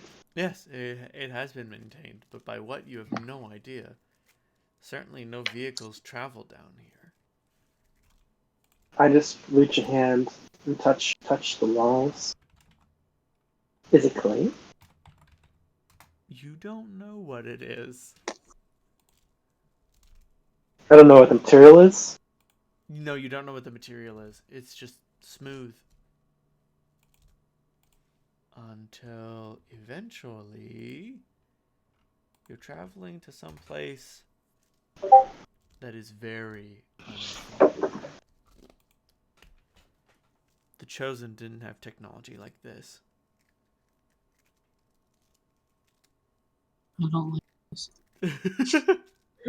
I'm very uncomfortable. Oh. Extremely discomfited. Clem doesn't touch anything. Don't. Gremlins! Holt similarly keeps his hands to himself. No signs of life. No signs of anyone, of any other creature. Nothing. When was the last time we saw signs of some underworld thing scampering away from us in terror? Days ago.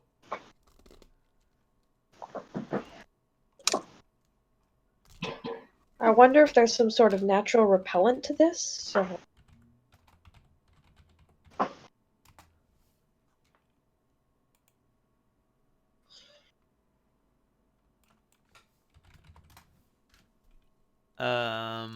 Clementine, make a wisdom roll.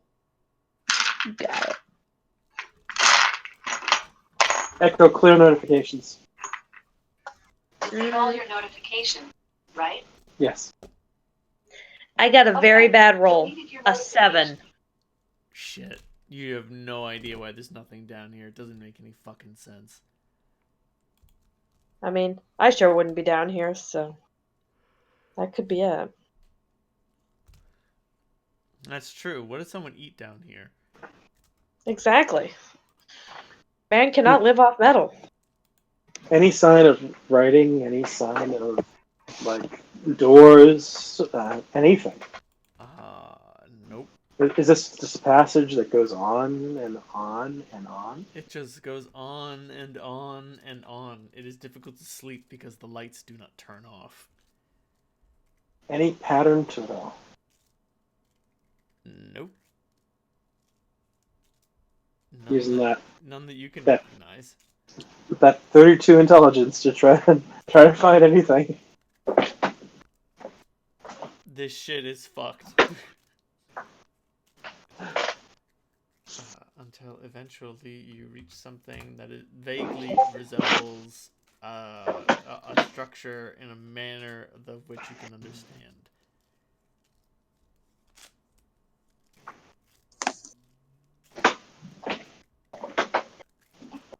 Huh.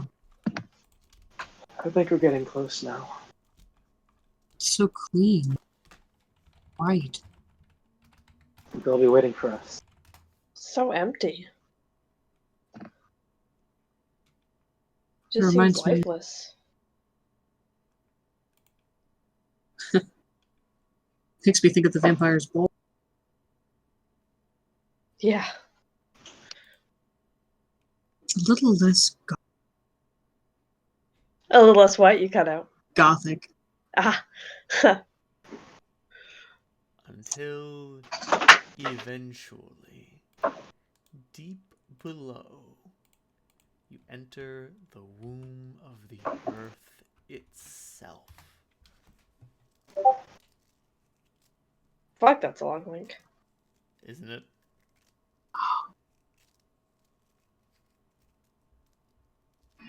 This is more my speed. Is there a tortured-looking figure that's standing there? No. Okay. Is that water? Yes.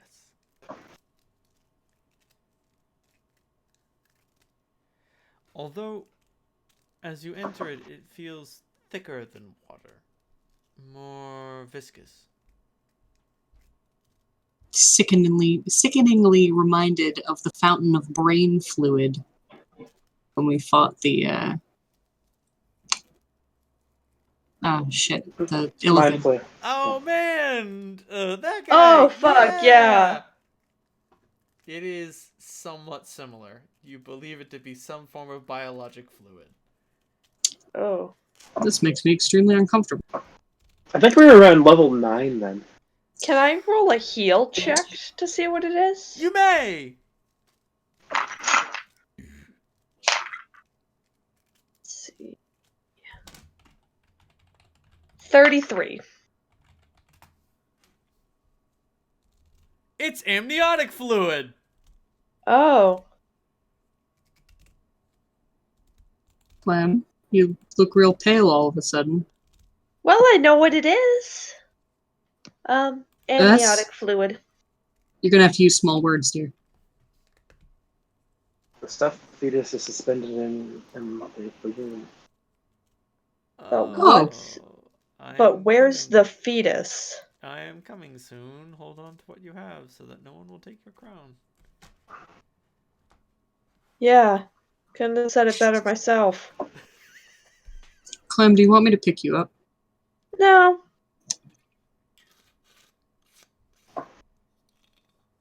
I just don't know what's being born.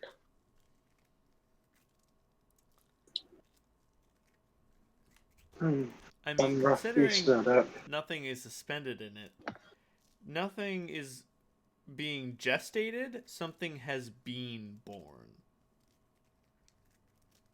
Huh. Well, it doesn't look like there's a way around it. Let's hope it's not deep. Clem turns into a duck. It is not. It is only waist deep. Whack. Well, holding my sword and Jakara aloft, start wading into the amniotic fluid river. Don't worry about it. It's honestly the least of my worries. Slandra walks through it like it's air. There we go. Until eventually you see something far in the distance.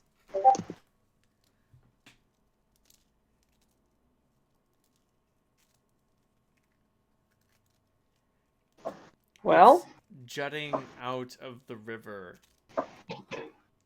It is coated in a pall, a paling. Is that what it's called? Yes.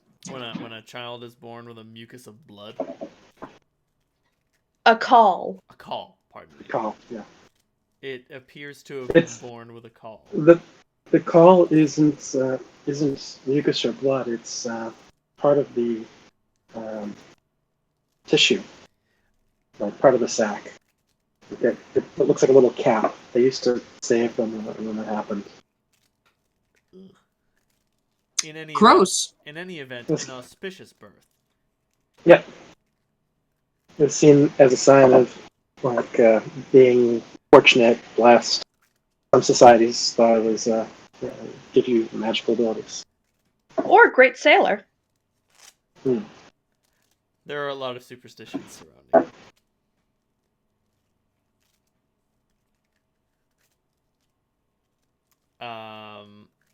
And as you all approach, Clem, did you ever read Night Battles? Clem, I'm sorry, yeah. did you ever read Night Battles? Oh, you'd find it interesting. It's history, but it's weird history. as you all approach, Clementine, you feel something stripping away from you. And she just says, "You're on." Showtime. And from you and someplace else, you're not entirely sure, coalesces above the door the form of Dogo the Trickster. Here for one and all, for one night only, with the fate of the world at stake, are those who have been chosen by the gods of the Creator. That's the part where you guys bow. I bow. I do a curtsy. I don't bow. Selena looks Neither do I. super weirded out. He's just takes a seat on the air and kicks one of his legs over the other, and it's just like, and these other fucking assholes are hiding. Oh, a surprise! There are people waiting for us. I am shocked and appalled. Oh, By the way, no, egads. Say it isn't so. At which point, somebody falls from the ceiling into the amniotic fluid. And Quack, already, the fight has not begun, and we have somebody down! I paddle over to it.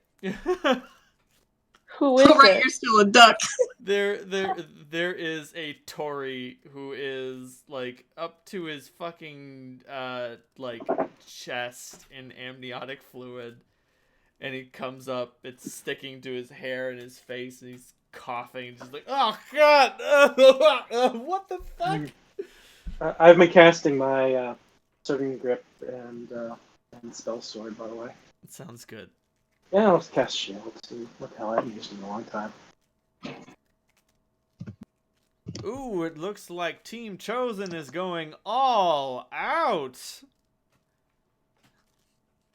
Clem transforms back into a halfling. And is like, yeah. All out, right? Tori looks at you and says, I mean, I don't think that's necessary. I turn into a dragon. Ah! What do you do to this poor boy?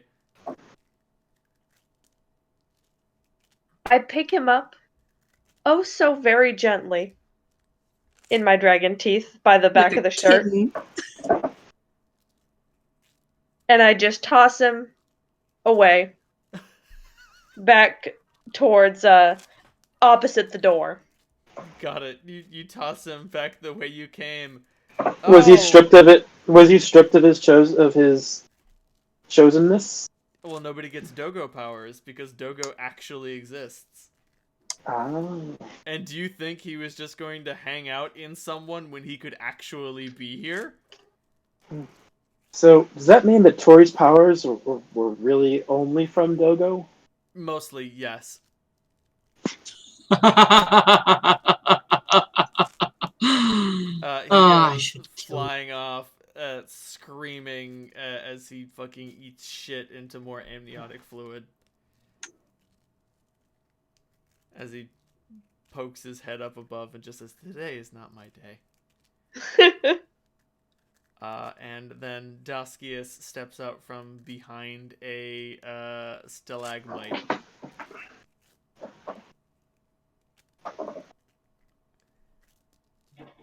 This I'm is gonna my do last a- chance, and I'm not going to toss it away. I'm gonna do a knowledge arcana check, just on something, or maybe spellcraft. What's your plan, Sal? The teleport effect that Daskius has, will that work down here? It won't. Oh, okay. He's got no So I place don't to go to, and like he would get teleporting around this door. You get the distinct impression that's a very bad idea. The magical vibes coming off of that thing are detectable without magical assistance. Look at the door. Sir, your vibes are horrendous. Vibe check. Oh shit, it's OP!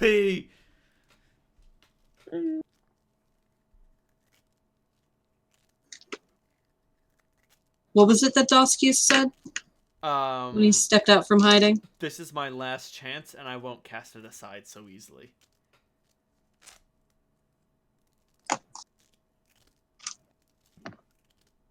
I was hoping that he'd say that. Holt, do you have a Guise of Gemma banked? I do. How do you want to do this? It's only fair that I get one last chance to taste Gemma's power, the two of us together, to cast down this false scion with the power of Legion at my back. Oh my dear sweet baby Jesus. Daskius has built his entire persona and character over using the people around him and throwing them away. I want to call that power to fight alongside me, so he gets a taste of what real Devil King's power is like, and perhaps a taste of what awaits him when we meet again in the pit. Oh, fuck yes. So you get some friends.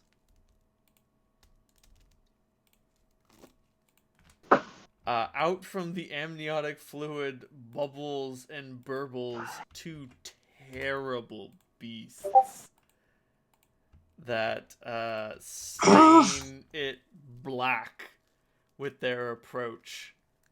They do so kneeling, turning towards you, and they say, "Oh, Nikolai Holt, how long we have waited. We pledge our service to you, O Lord." Are these demons or devils? These are devils.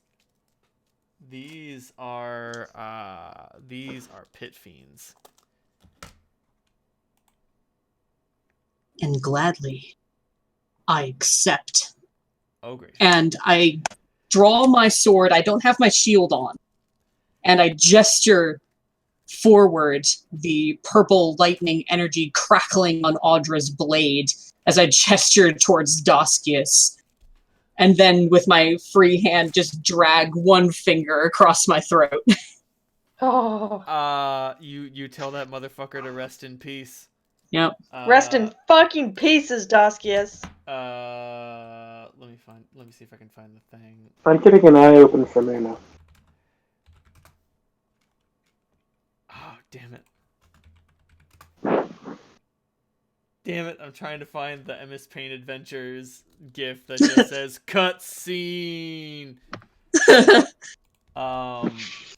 Holt, how do you fuck up Daskius? Let me count the ways. I mean, I look over at Selena while this is happening.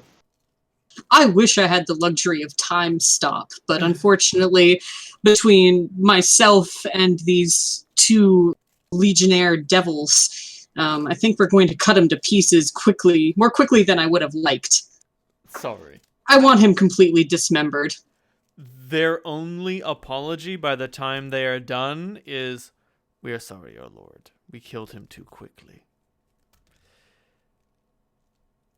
And he draws his blade, and the three of you are simply too much for him. And like he's blocking blows, and he's chopping at your friends, and he's trying to chop at you, and it's really not going well, and he just shouts, "Myrna, now!" And then nothing happens. Now, Myrna, now! And true to your designs, Halt, this poor bastard gets chopped and chopped and chopped and chopped and chopped. Like first you chop off one of his hands and he drops his sword. And then he holds up the other like, "No, please, mercy." And you're like, "Nah, man, mercy's for the courts." Mercy is for the courts. How I would how like is to Sel- say this. How is Selena reacting to all this? She holds you tight. Like, she was ready for a fight, but she wasn't ready for this. This is a slaughter. This is a fucking slaughter. This is bedlam. Holt, you have witnessed a pretender to the throne, and you don't tolerate pretenders lightly. I've been waiting for this for a long time. You make an example of Daskius, an example that only you will remember. You and your lieutenants. Good. This is everything I could have ever wanted. Yeah, the chopping. This is for... Good. But the chopping doesn't stop until you want it to. 5 minutes. 5 minutes! 5 minutes of chopping! 5 laborious minutes. Count to 300. How much damage do I take from this fight? Take 80 hit points worth of damage. Like, he landed some hits, but dear God, there were 3 of you. There were 3 of us, and I have almost 300 hit points. I am keeping an eye on Daskius's form. So even though he's getting chopped to pieces, I do want to make sure that the genetic material is all destroyed. This shit is... The Hellfire will do that. Between the Hellfire and the giblets getting dropped into the amniotic fluid, like, it's all being overwritten. Daskius ends as a bloody smear on the ground, scorching with unholy fire.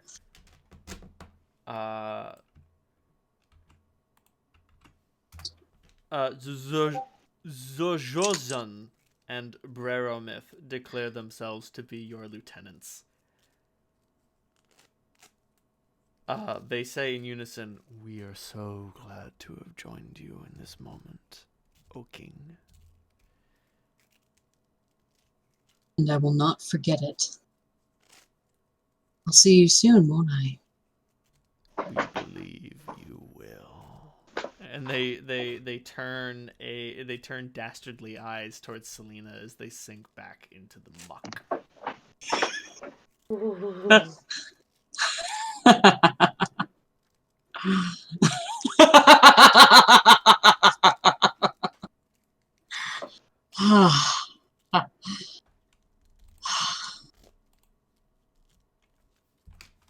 I mean, I assume that Myrna was never actually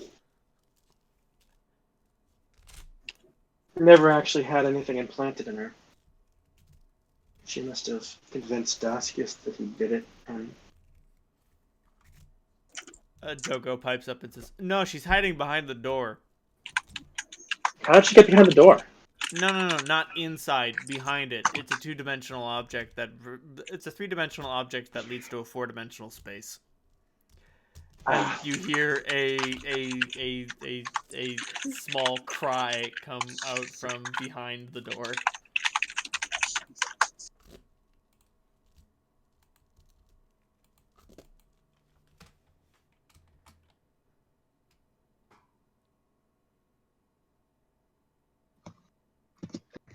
Clem Hey, back to a halfling. Hey, you've got something that doesn't belong to you. To whom do you address? Oh yeah, by the way, where's the fucking key? All of your keys are with you. No, but didn't Daskius have one? No, No. he didn't have any. Goodness, no, he never took my key. That's I why. thought I thought one of the keys was stolen Yeah, I thought from. they had Marduk's key. Yeah. No, you guys stole it. You stole it from the ship when you attacked it. We took it back. Oh, that's right. yeah. That's right, Doskius that's right. left it behind. And that was why McCavity died, because he was too slow trying to drag that thing out of the ship. Right. Oh, yeah. That's why they had to all come down here, because their only chance of stopping you was at the door itself. But as you can see, things went horribly, horribly awry.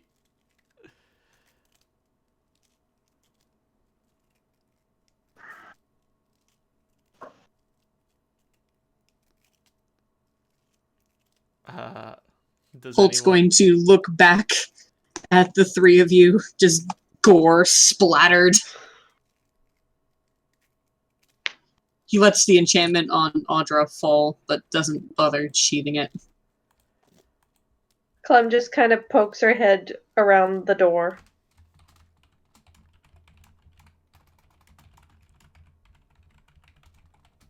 Well, that's done. Myrna just looks at you. Clementine is just like, oh, hey, kitten. Hey, Sunshine. Can you just leave?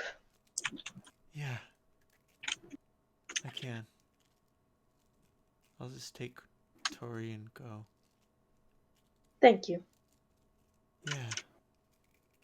Thank you. Myrna, Yeah, don't waste this. I won't. I know this is my last chance. I know you can be better. Yeah. You know, maybe power isn't all it's worked up to be. I don't think it is. Yeah, neither do I. And she Clem holds out her arms to offer Myrna a hug. She does give you a hug. You're waiting for the blade to slip into your back, but it never does. Good. With And I let her go. With my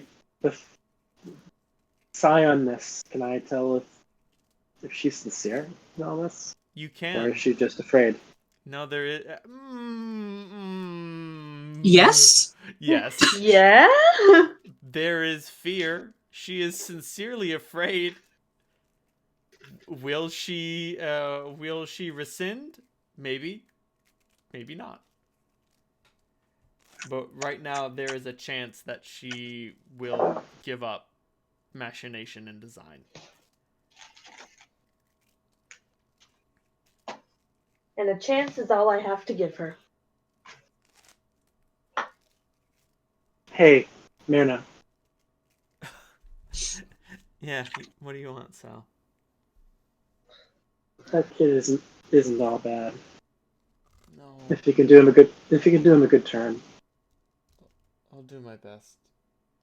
Mm. We actually talked about leaving the city. It might be for the best. Do you guys have bombs in your head? No. Daskius didn't do that to us. Just his own fucking daughter. Of course. Oh, and don't worry, we can get to the surface just fine.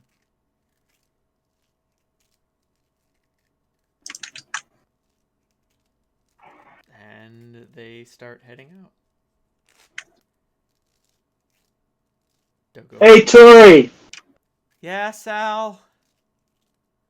Try not to be a dick! Yeah, I'll try. Dogo pipes up and says, "Oh my goodness! Drama! Bloodshed! What more will there be?" This is the part where you guys put the keys into the door. Was that a good enough show for you? Good enough. Does Kira respond? She doesn't.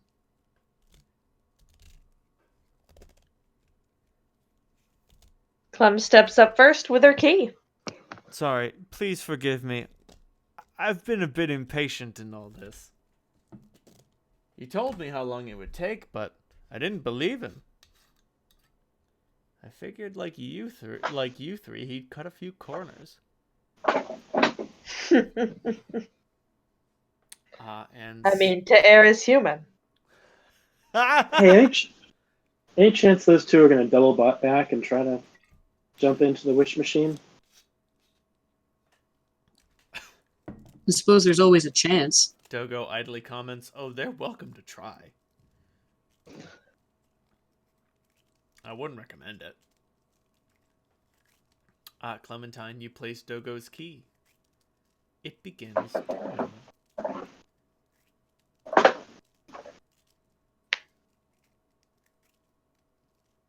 Who's next? Step right up. Step right up. Cast your key. Just $1. Sis?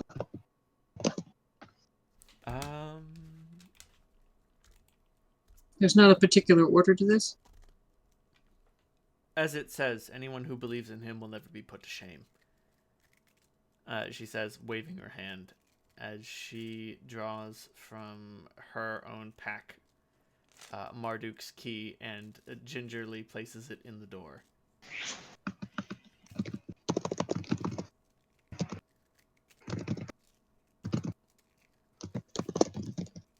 This is it, isn't it, Sal? Her key begins to warble.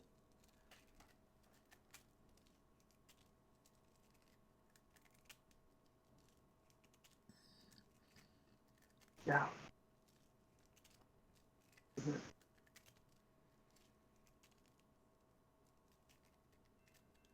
Fuck.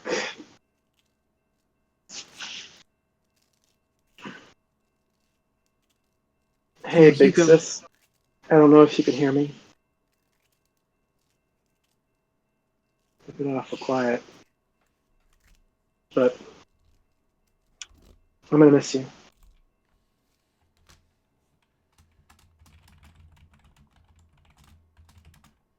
I hope you find some peace.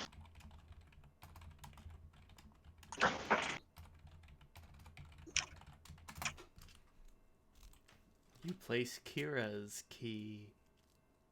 It beats like some sort of steel heart.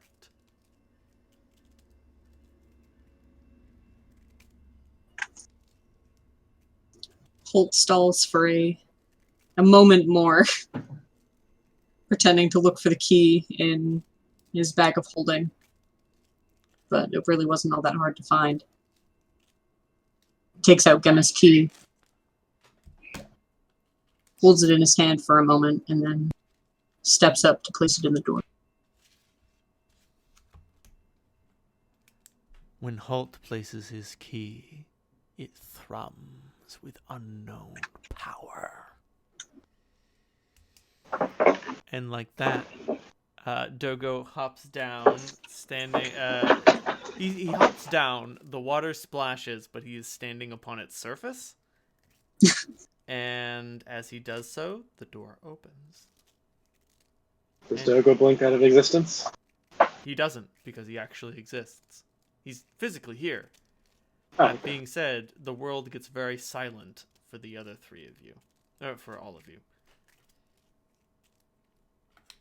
And inside, on a luxurious sedan couch, is a toga-clad entity. It's human-ish, but possessing no distinct gender traits. It's Sexual dimorphism is for squares. sexual dimorphism is for huge squares. Agreed.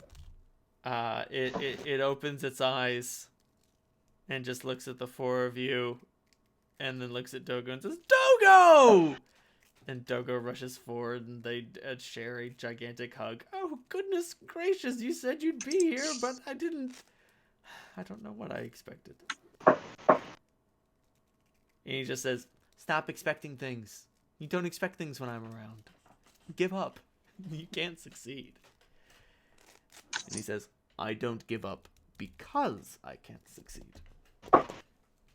Oh, hello there. How are you all doing? I imagine you know better than we do. Yes, you feel a bit harrowed, don't you? A bit. You're not sure whether that's a question or a declarative statement.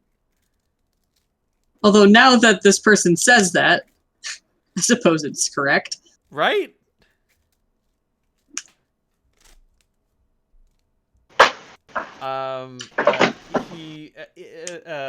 The creator gets up off his couch and starts checking a few things, and just with tears in their eyes, they just say, "It works." And Dogo says, "Yeah, of course it fucking works, buddy." Is Dogo showing any signs of coming apart? Of what? Of coming apart? No, he actually exists. Dogo's not an aspect of the creator's sleeping mind. And Cheers. Clem just grins. Like, Dogo's existence in this world is basically the cosmic equivalent of fan fiction.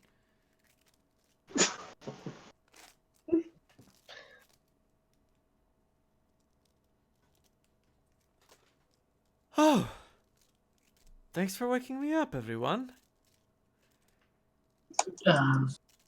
Anytime. You're welcome. So what happens next? Oh, well, I really couldn't have done this without you all.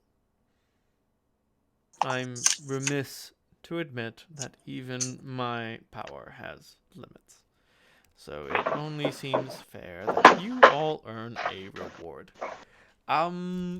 What's a good reward? He looks to Dogo and he says, "Whatever their hearts desire." And he says, "Yes, good, whatever your hearts desire." And then he looks to Dogo and says, "Whatever their hearts desire." And Dogo says, "Whatever their hearts desire." And he's like, "Yes, yes, whatever your hearts desire."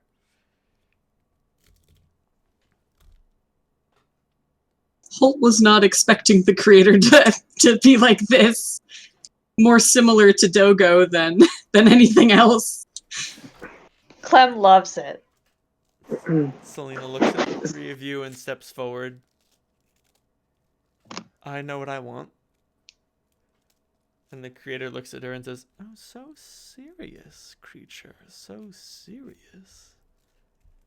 And she says, "I want to try again." And the creator says, "I understand completely. You'll make someone very happy, you know." And she fucking weeps as she fades from existence. Oh, She's being reborn. Right, yes! makes I sense. forgot! I made you a genius! Yes! It was easy to figure. Huh. Easy for you, perhaps, but consider your companions. Clem shrugs. I wouldn't have gotten it. He also shrugs, like you shrug like, "I'm not supposed to get it," and he shrugs like, "Fuck no, you're not supposed to get it. Bitch, who made you?"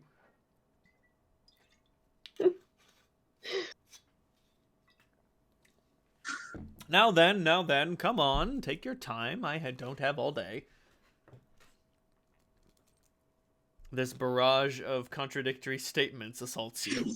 Yeah, Holt's brain kind of short circuits. And Dogo just whispers in his ear, "Come on, be delicate. They've been through a lot." Slaughter just thinks in the creator's direction.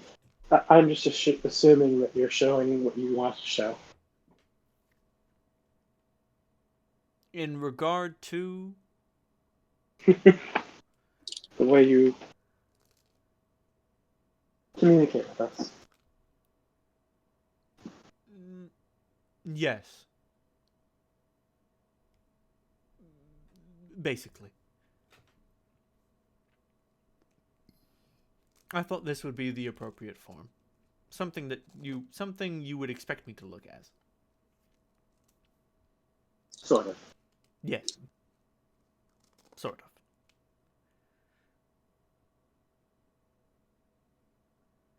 of. Well, Type something out real. Can we hold. take a Hold minute to... Yes, please, by all means. I'm in no rush. I have all of existence in front of me.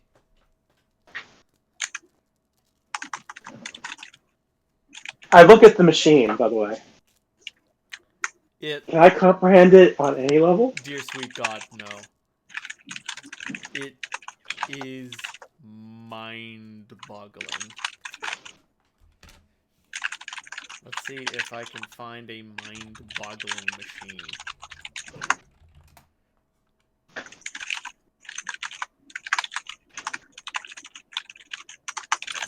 No, all of these make too much sense.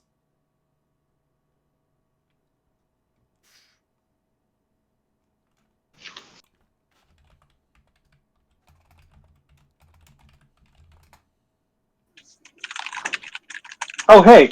Can my limited efforts to comprehend it give me access to the limited witch spell at level 21?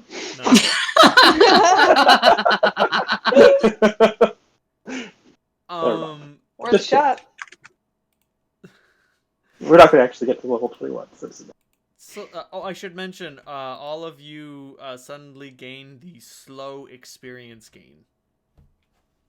Oh, fair enough. And you realize, oh, that's why we got so powerful so fast. Our hitchhikers were boosting us.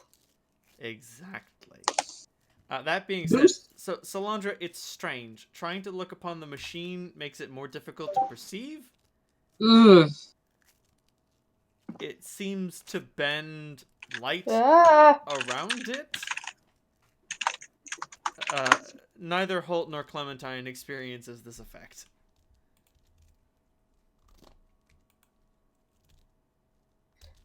It's like when you're trying to read in a dream.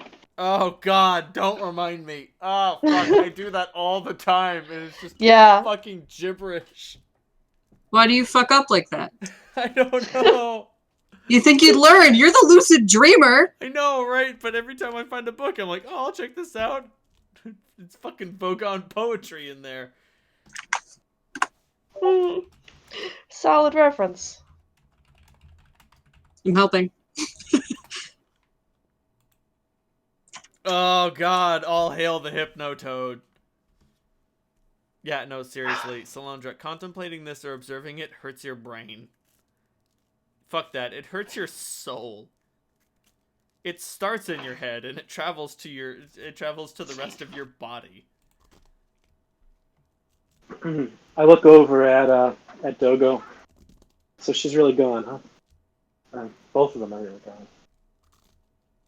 But Kira's gone. Oh, yeah. Sorry, kiddo.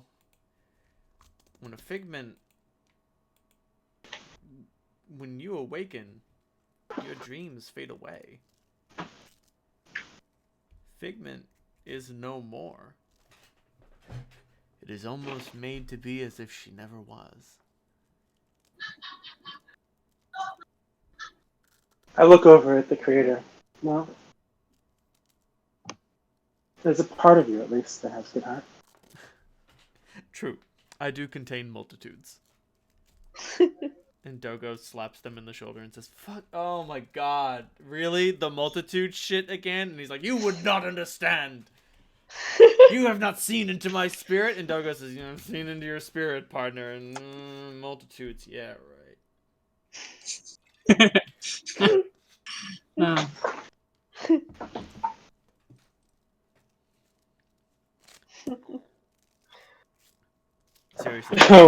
Seriously, don't take this blowhard too seriously. And they're like, excuse us, we are the most serious. Well, I guess I can get a word in edgewise now that Selena's gone. I just tried for 3 days to talk to you guys while we were walking our way down here. But I think it's pretty obvious what I'm planning to do. It is. And Yeah, I the think whole you pretty much announced it. Please don't try to stop me. Don't waste your wish like that. this is this what you truly want and not just what you think needs to happen? I've thought about this a lot, Clem. And I really think that I'm the best person for this job. Are you going to take your soul back? I think the way that it'll work is that I will have essentially signed it over to myself. If I've thought about that correctly, if I've done the mental gymnastics. No guarantees, but I'm pretty sure that's how it works. And if it's not, then I think the best thing that a king could do is rewrite some rules. We believe you have things understood correctly.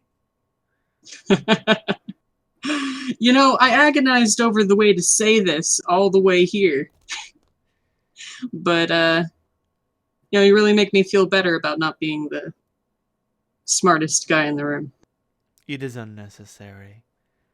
Dearest Nikolai, we know exactly what you mean. Well, I just want to say one more thing before I Please. get this show on the road. Clem, Sal, you guys are the best friends that I could have ever had. I love you, and nothing in any universe is going to take that away. Clem jumps into Holt's arms, wrapping him in a bone-crushing hug. I I love you, Holt. love you too. Come here, Sal.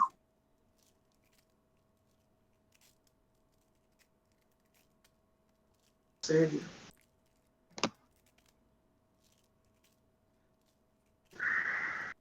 Get in this group hug because I'm gonna fight you for all eternity. There we go. Okay. Fucking Lisa the Painful. Do you hug Brad? I hug my friends. Aw, gracious. It nearly brings a tear to our eye. Holt finally breaks the embrace and turns to face the creator, wiping more than a couple of tears from his own eyes. Okay.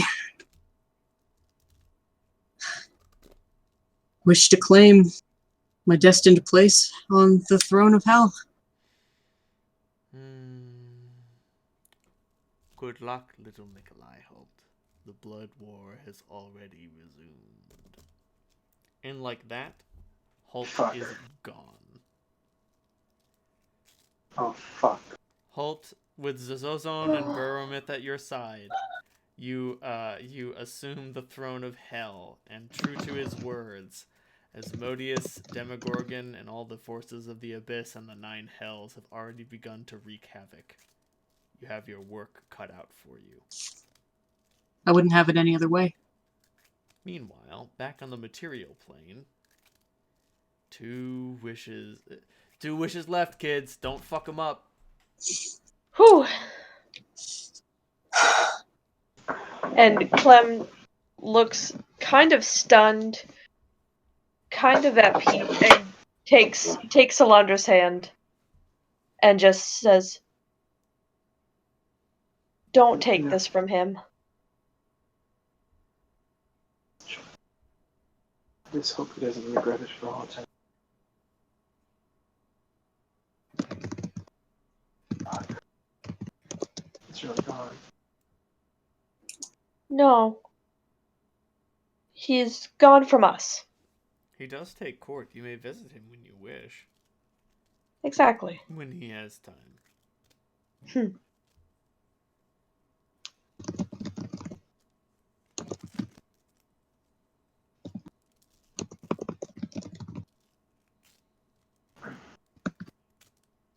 Well, I can handle the Dragon Emperor. I think. Right.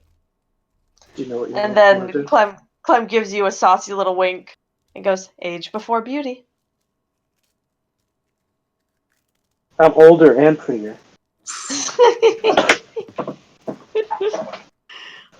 Enjoy the paradox. Paradox is my favorite.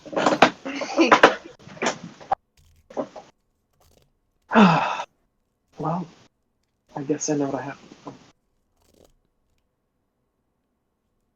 Turn your will into words, and I will make those words manifest. I place the Dragon Emperor and his descendants into the restrictive custody of John Herzgrove. Sorry. Oh fuck!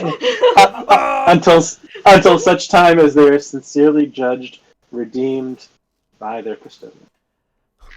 Oh, gracious.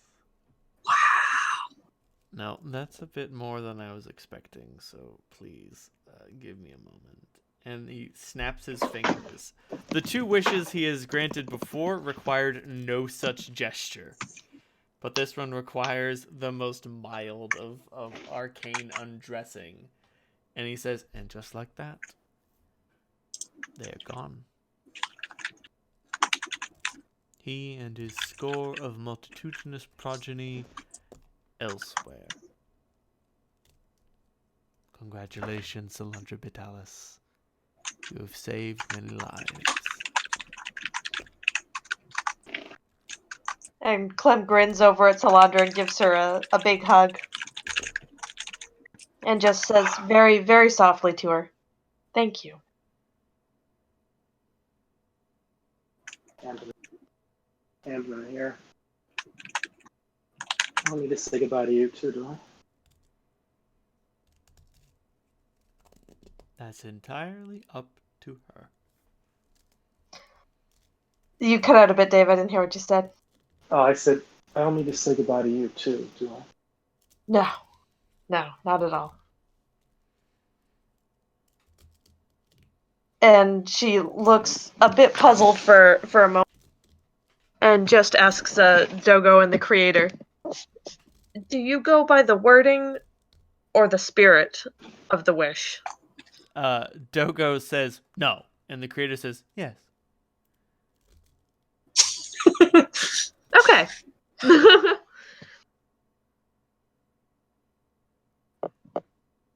That I wish to heal the land of District 2 into something that will give and sustain life as long as this city stands. I put my arms around her and just hug the fuck out of her.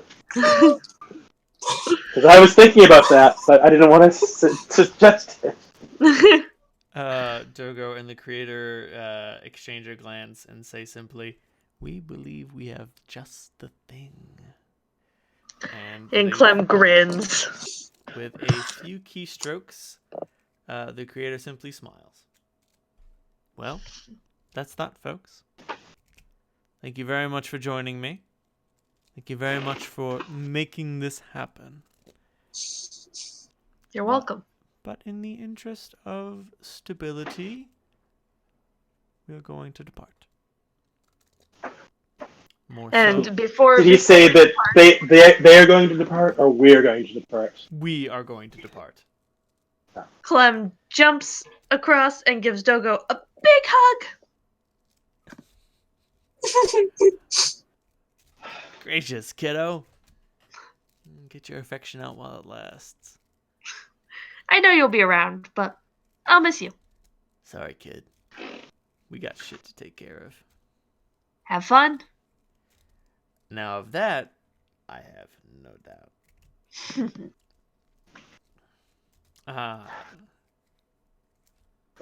Did my wings cease to exist, by the way? Yes. Would you like a trip to the surface? Yes, please. It's the least we can do.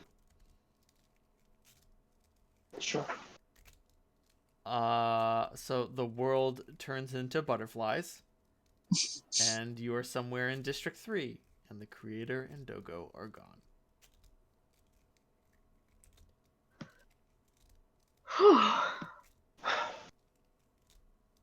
Clem sits down hard on the grass.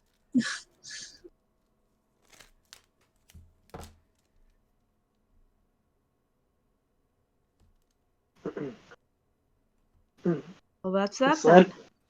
Salandra stands for a bit, sort of leaning forward, and then she falls on her knees.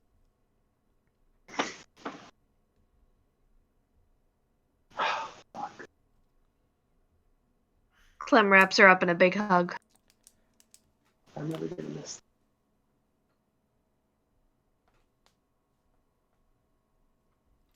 All right, everybody, post a list of all named NPCs that you give a fuck about in general. I suspect there will be some overlap. Eh.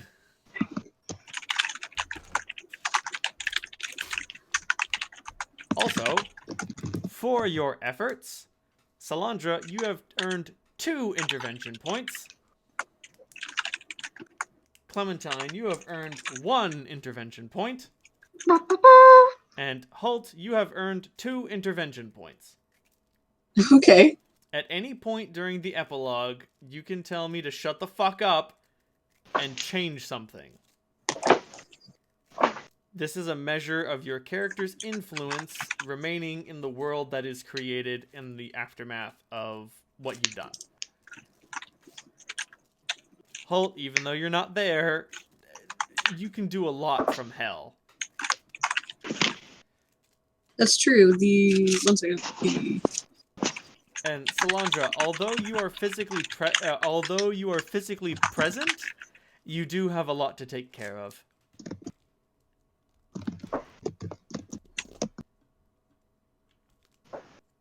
You were so bad at spelling her name. Favalerin? Favalerin.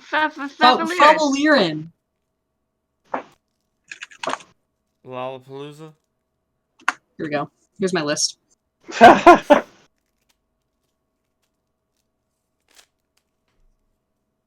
Oh, what about the dragon lady? What's the dragon lady's name again? Chapo. Her.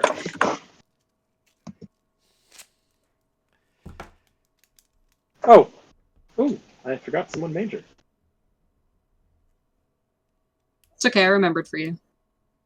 Oh, you have them in there? Yep. Okay. Is there anyone else? Oh, what was the name of the priestess of Bocab from District 6? Ooh, there was someone else. Oh, gracious. Do you remember who I'm talking about? That's another one of Salandra's fuck buddies. I do not at all. Ah, Snickra! Snickra! I had to, okay.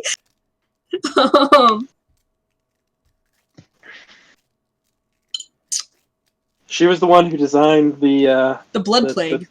The big weapon of destruction. No, I'm sorry. The priestess of Bocab was the one who created that big weapon that they were using. Yes. She was a spellcraft expert. Oh.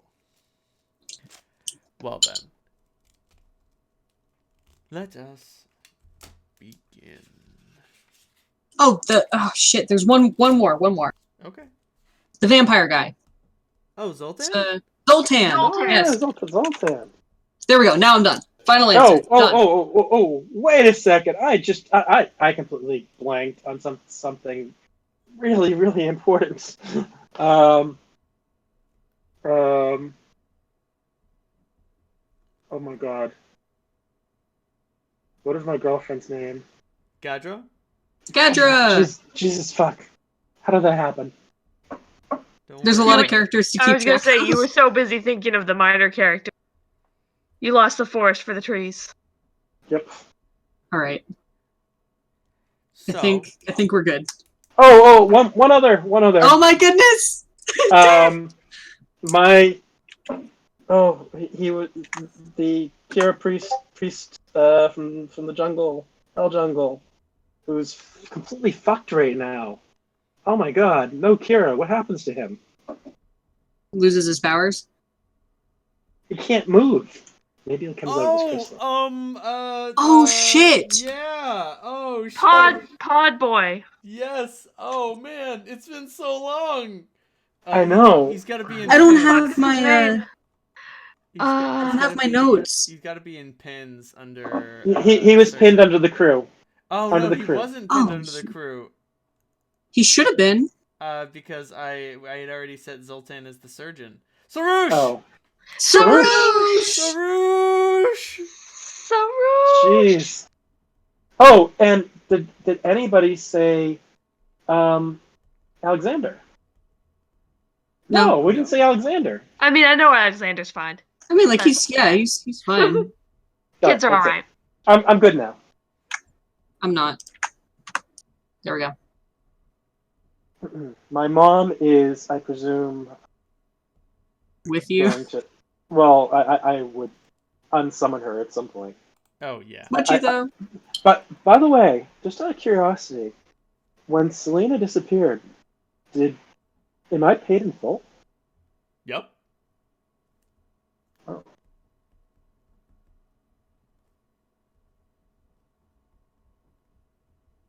When she is reborn, she won't be his daughter anymore.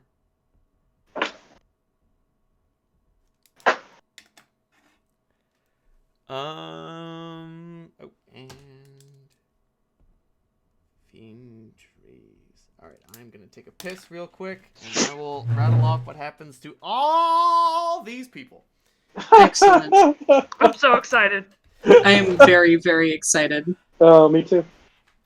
2 intervention points. I can't believe. Wow. That's it. We're done. Oh my god, guys. Jesus. 15 levels. 2.5 years. Yeah, Actually, close to 3, right? closer to 3. Closer Would to have been 3 in September. September 3rd. Septemport anniversary.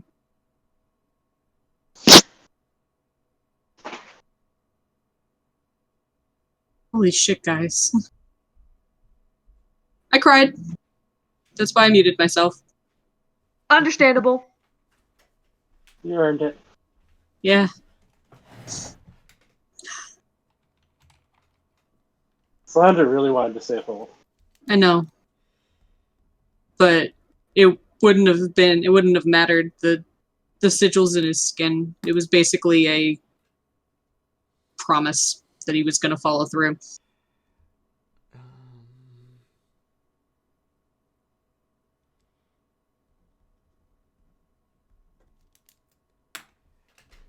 Alrighty then.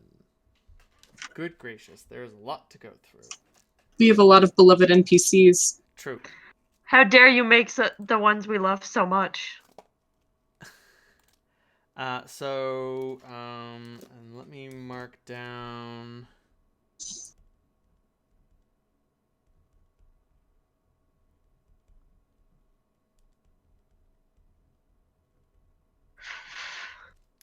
So, Clementine, you have one final chance before you. As you grow older, will you choose to become large or become small?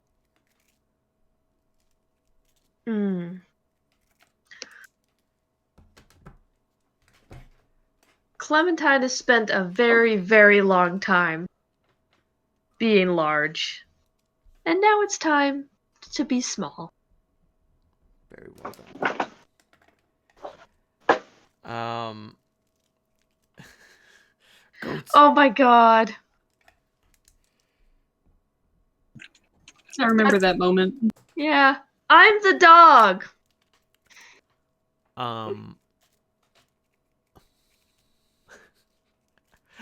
Unable to return home, Clementine instead ventured to the wilds. unable to focus on anything for too long, she would spend her time following creatures, be they man, elf, insect, or beast, and she would guide them for the rest of their lives. Occasionally, she would be sought out by intrepid adventurers who requested her advice, but for the most part, she turned them away, unless, of course, their designs were part of her inscrutable observations. Sadly, she forgot about her dear love Rivo. The thought of him never passed her mind again. Can I spend an intervention point? You may. What do you wish to spend it on? Solandra saw Clementine retreat into her own world and sought through her library and every work that she could find to find a solution, a way for Clementine to once again balance her mind between big and small. I'm gonna refund that. I'm gonna refund that point.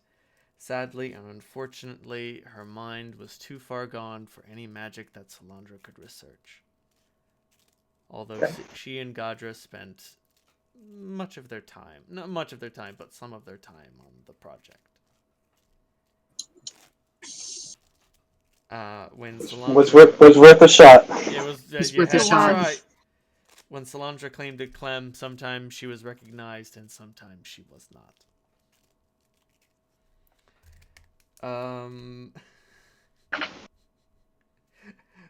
Within the year in the passing of you know what? Let's do this next. Much to the surprise of the three adventurers, the Dragon Emperor's invasion continued despite him. However, in the face of the Hell Jungle's unified power and the granting of their throne, the invasion was quickly thwarted. With the assistance of some mercenaries from District 6, the half-orc empress, as she declared herself, and her legions were defeated and assimilated into the city itself. Erlon the emissary, freed from his enslavement, cast off his filth and tried to join elven society in the wilds, to mixed success.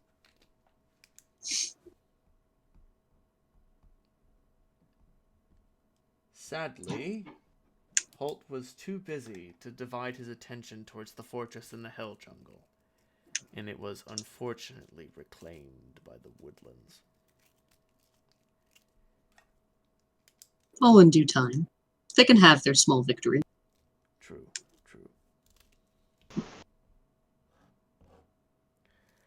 Always use one of your interventions. No need. I have all the time in the world. This is true. How's it feel being a god? Pretty good. It's pretty fucking good. It's pretty sweet. It's Close to pretty the theme. neato. Tempest tossed and Planar lost, Rivo was sent to a world where he knew only war. Despite this, or perhaps because of it, he never forgot his friends, but he always fought for what he believed in. And eventually he found some semblance of happiness in this new world he found himself in.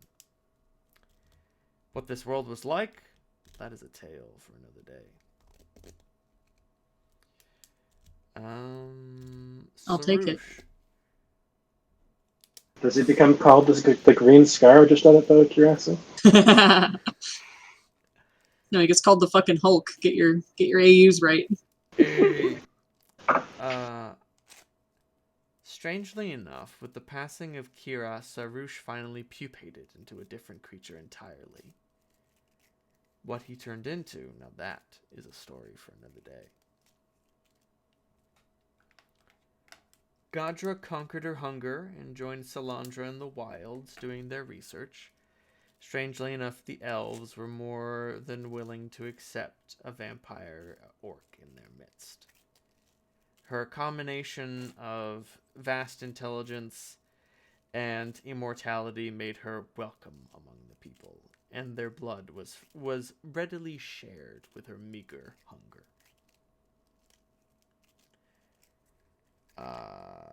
Yes. Well, since we're speaking of vampires, I believe it's important.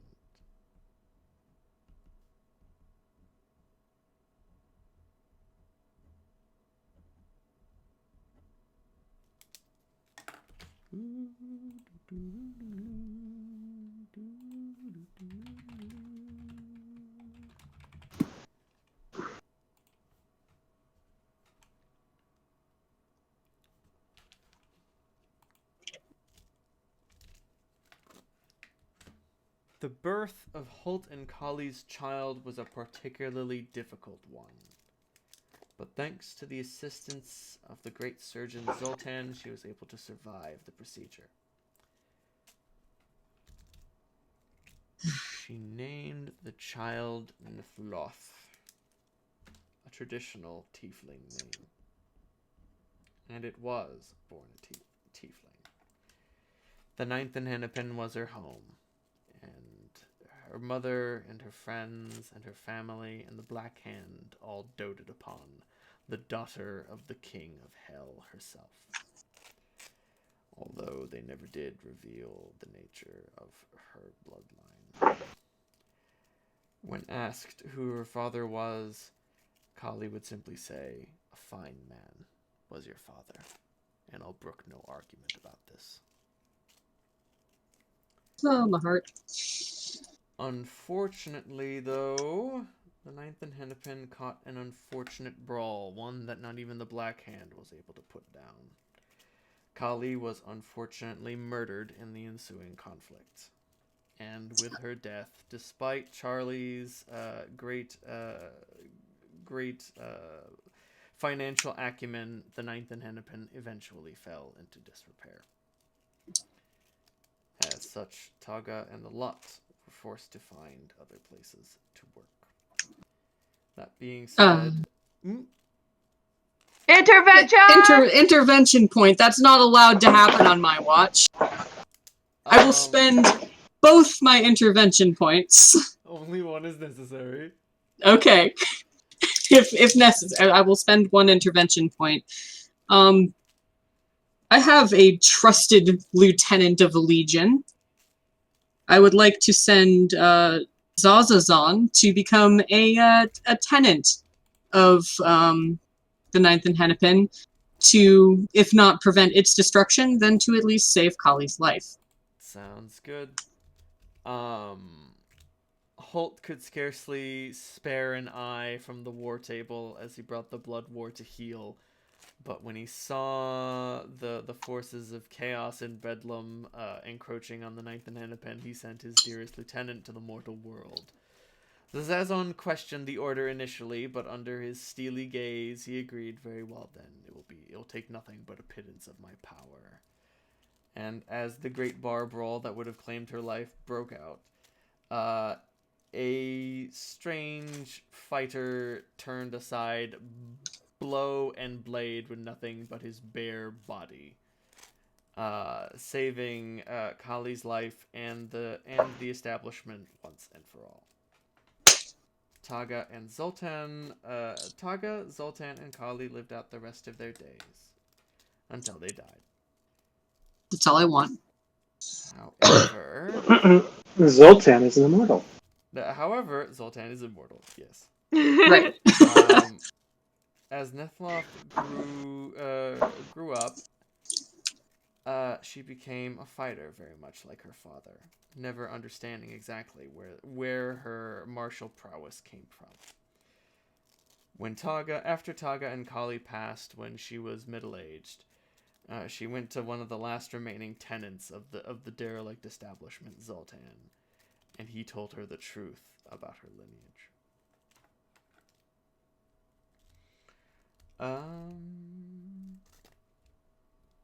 Right, yes. Nethloth swore that one day she would have an audience with her father, one way or another. It did not take long in the wake of the Dragon Emperor's failed invasion for the Duke to fall in the Chaos Please, Forge. please describe to me how the Chaos Forge burned. It did not burn, for the Chaos Forge was the seat of power of District 4. However, Who took his place? an unknown power took his place. Alright, whatever. No one you know. A new bounty hunter claimed the Chaos Forge for her own. Does the Duke end up in my halls? Oh, he does. Wonderful.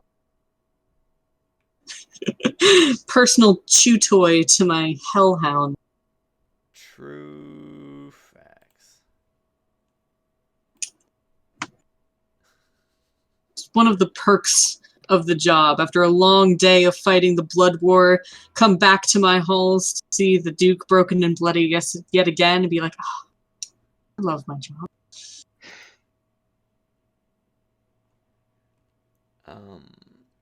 The new leader of the Chaos Forge was a bizarre gnome known only as the Wizard Wasp.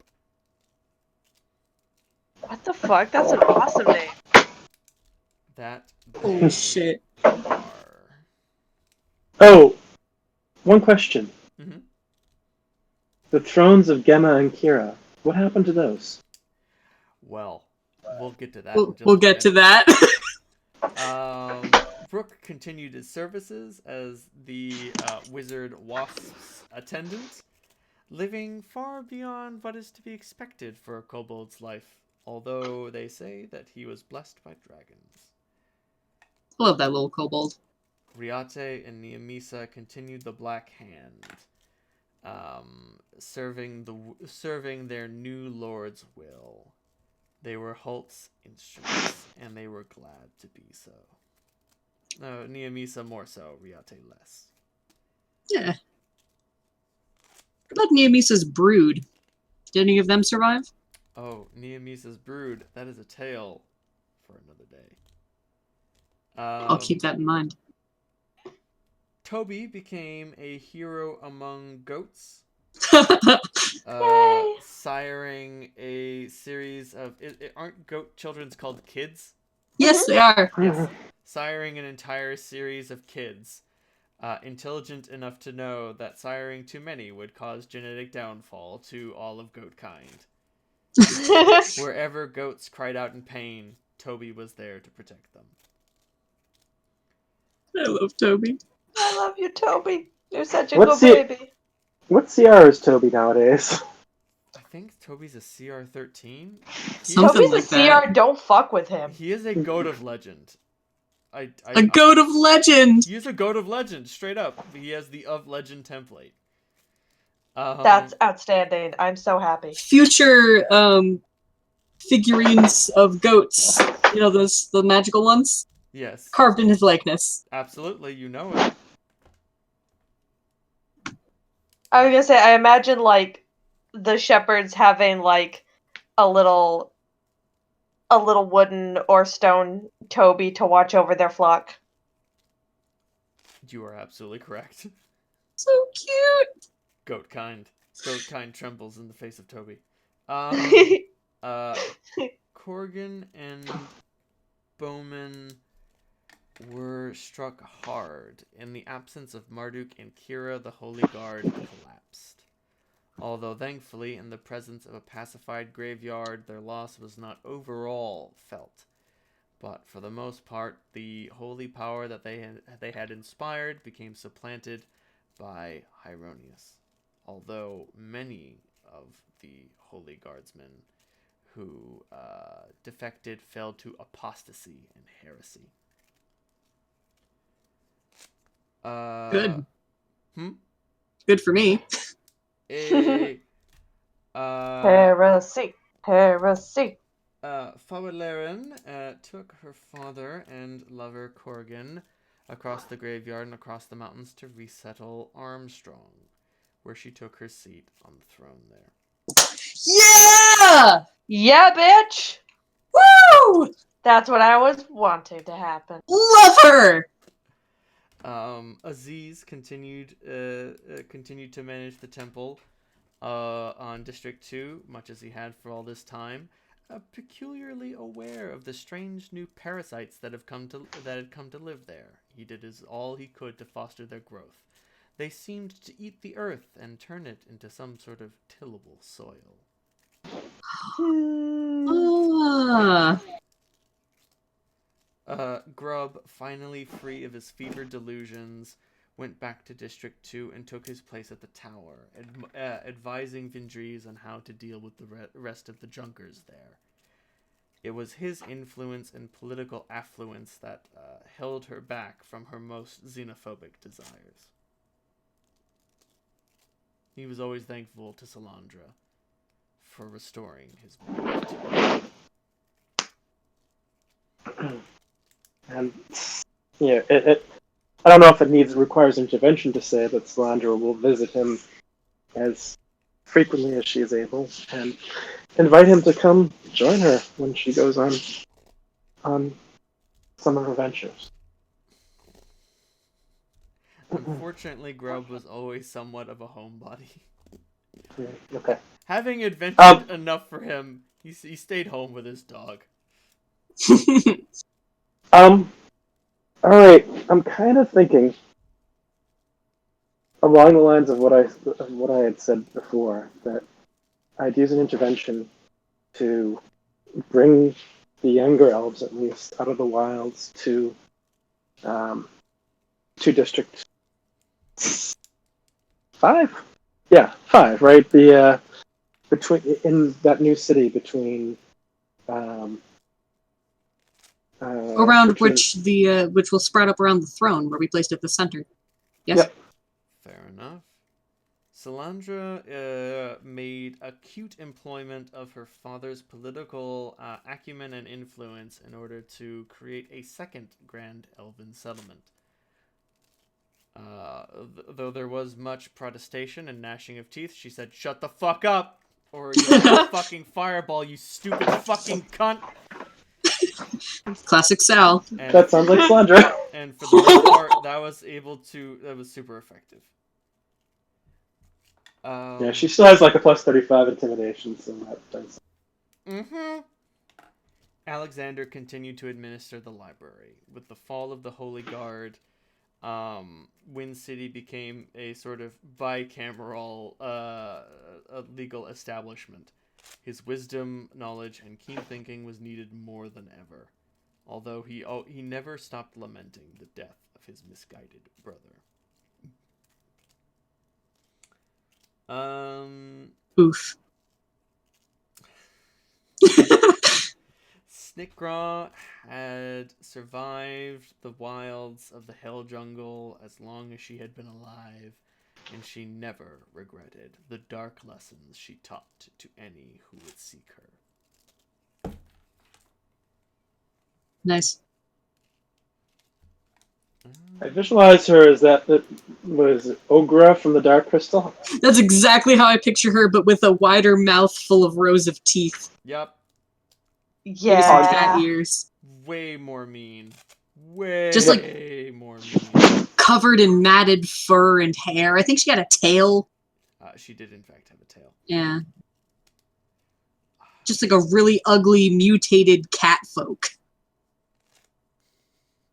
Salandra spent her years wondering if Auntie's life and death had been some sort of bizarre and elaborate prank. The truth of which she never did learn.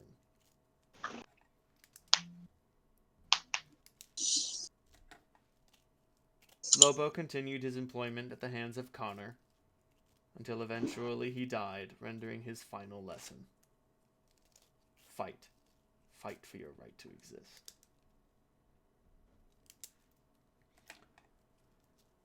Tori returned to Uncle's orphanage one last time with a strange woman that Uncle did not recognize. He said that he would never be coming back, and that the city had grown too much for him. Uncle didn't exactly understand, but it didn't matter. Tori and... Shit, what's her name? Myrna. Myrna. Yeah, Tori and Myrna left Septemport, going beyond the Hell Jungle, and they were never seen again. Oh, damn. Good. Uncle and Oasis were eventually enveloped by Vindri's haven. The orphans finally taken care of, he was able to die in peace.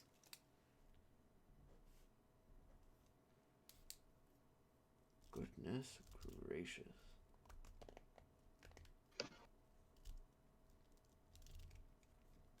District 2, as Clementine desired, flourished, finally transforming from the blasted waste it had once been into some place that could actually be described as livable. District 3 felt a series of tumults with the fall of the Holy Guard, but overall remained stable, and became an often visited place where those in the world of the living could ask questions of those in the world of the dead. The World Bazaar continued to churn and roil as the World Bazaar always did. Ankara and Janam finally found peace, settling their new city in the center of the plain with the assistance of the elves, a monumental task.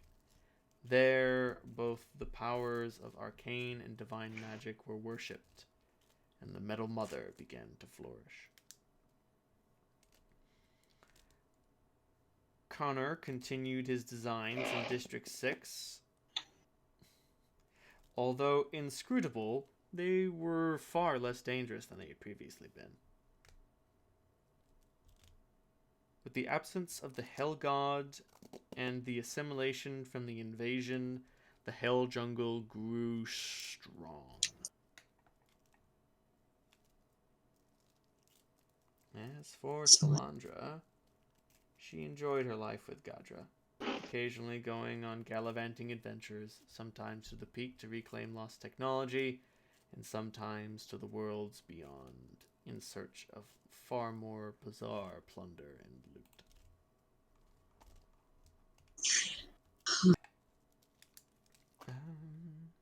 As for the thrones, as for Holt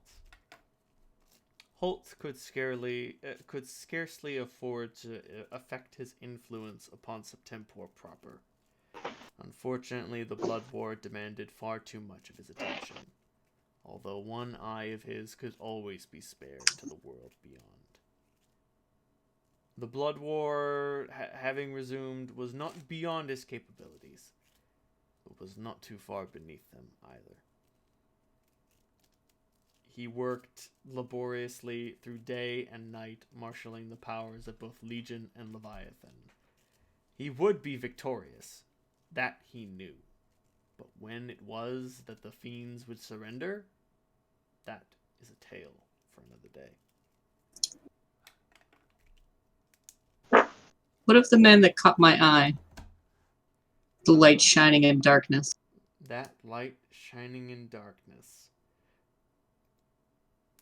He turned his coin over to a father whose daughter had fallen ill. He was able to use the money to save her life. The light continued wandering, fighting for what he thought was right, until eventually he returned to the Black Hand and became one of Hult's most loyal agents. I was about to say, do I need to spend an influence point to bring him to my side? No, you did what was necessary. Vindri's ambitions often outpaced her wisdom.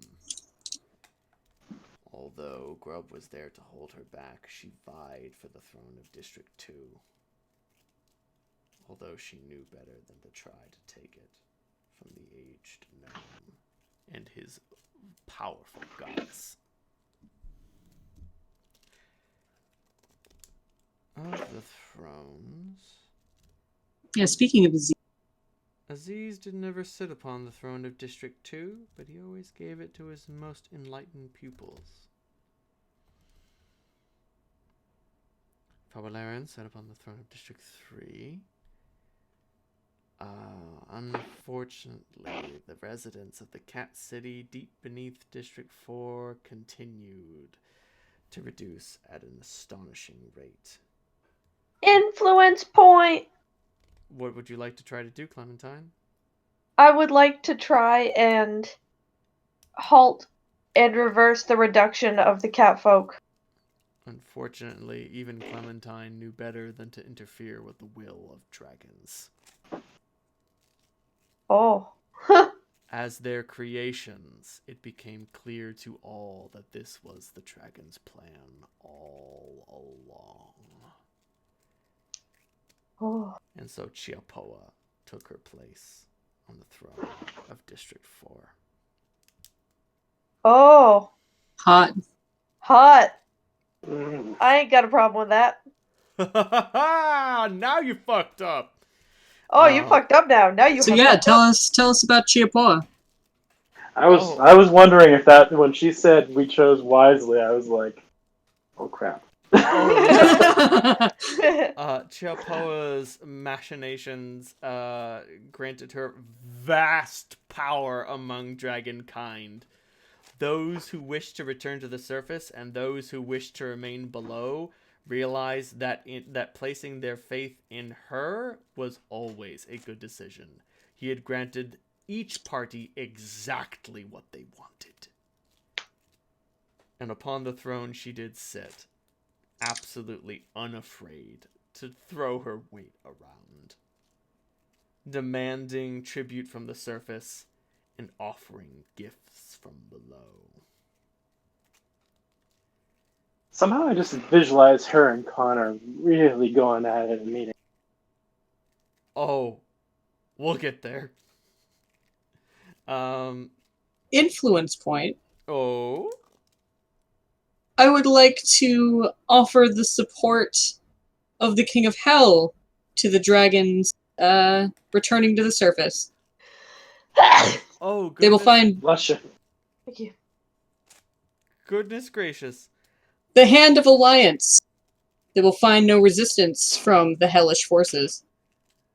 And in doing so, Holt made a very wise decision.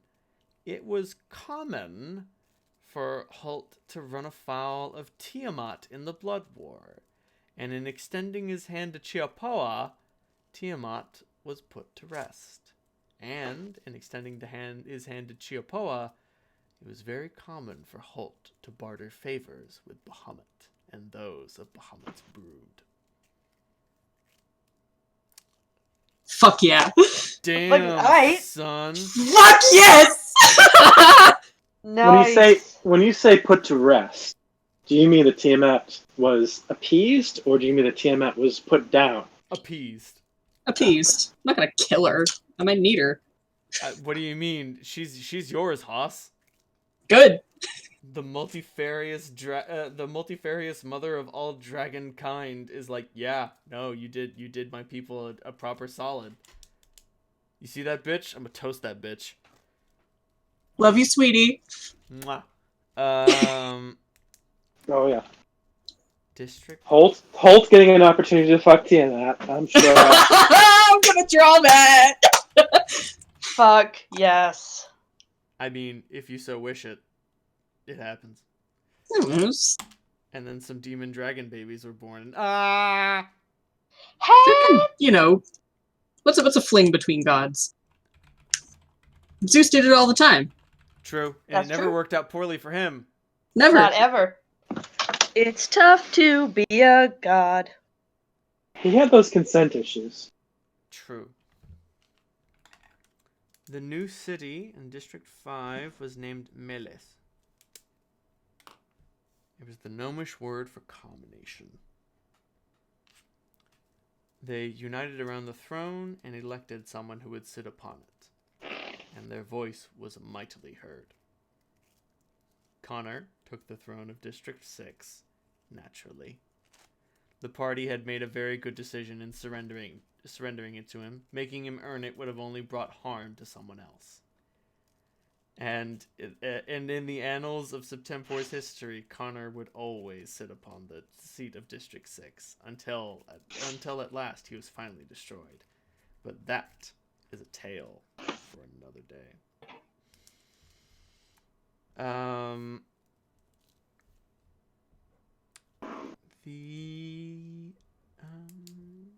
I think that all that's left is the thrones.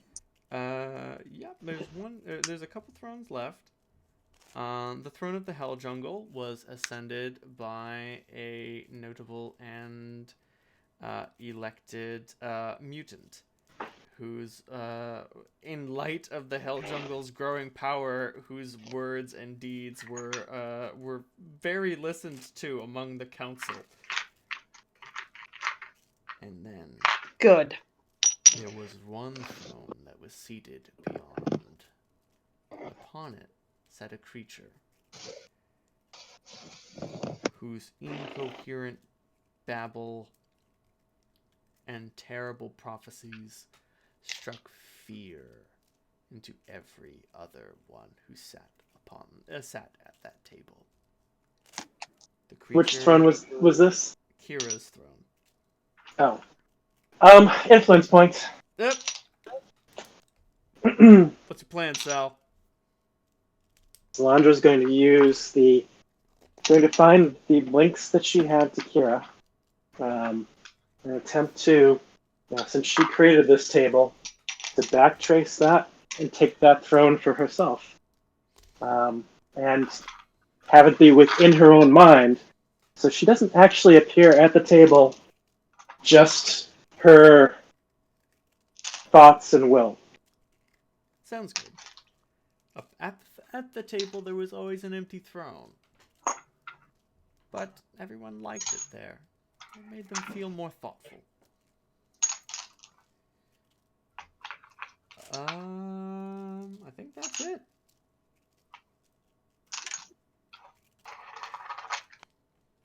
I assume that the other throne is occupied by my handsome self. Oh, yes, absolutely. Wonderful. It is only unfortunate that during this time of tumult and influence, you were unable to properly represent yourself. I'm sorry, Holt. Fighting a war on two fronts takes so much of your time. Oh, is it just two fronts? I thought that, the abyss being so large and all-encompassing, it's like 15 fronts. Well, A war on multi-dimensional fronts. Thankfully, the Tower of Syndetic Ascension has only 2 entrances, so at least you know where to defend yourself. That's something. So Clem, you have an extra influence point, and Holt, I think you have one remaining. Nope, I used both mine. Okay. Dragon Alliance and Saving Kali. Yes, you did.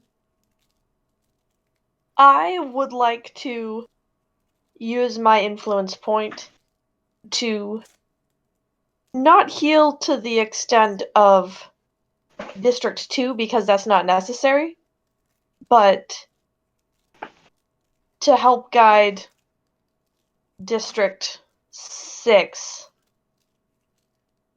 into an oasis to help that water find its way to the surface. I can't give you an oasis, but I can give you a lush savanna.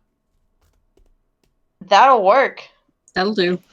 That'll do. Fewer oases, more watering holes. Clem, in a bizarre moment of clarity for herself, took a pilgrimage to District 6.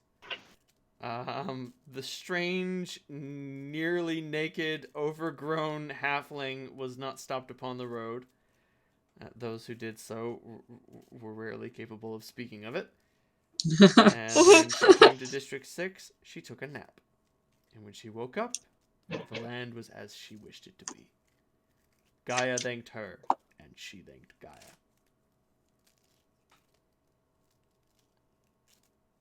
And Septemport rolled on. I think that's it. That's it. I suppose it goes without saying that Salandra did send elves and money to try to make people's lives better as she could manage it, using what influence she had. Not in, this is not a, not an influence point, but just something that she could do. Mm-hmm. That seems in character. Do you think she ever opened up her magic school? She would probably try to find other people to do it because she realized that she's a terrible teacher. Fair. She always wanted to do it, and then every time she'd make a start at it, she'd realize, not really a good teacher. It's like, damn, I hate this. You funded the school and abused its research and its co-eds, but for the most part, no, you were not an instructor.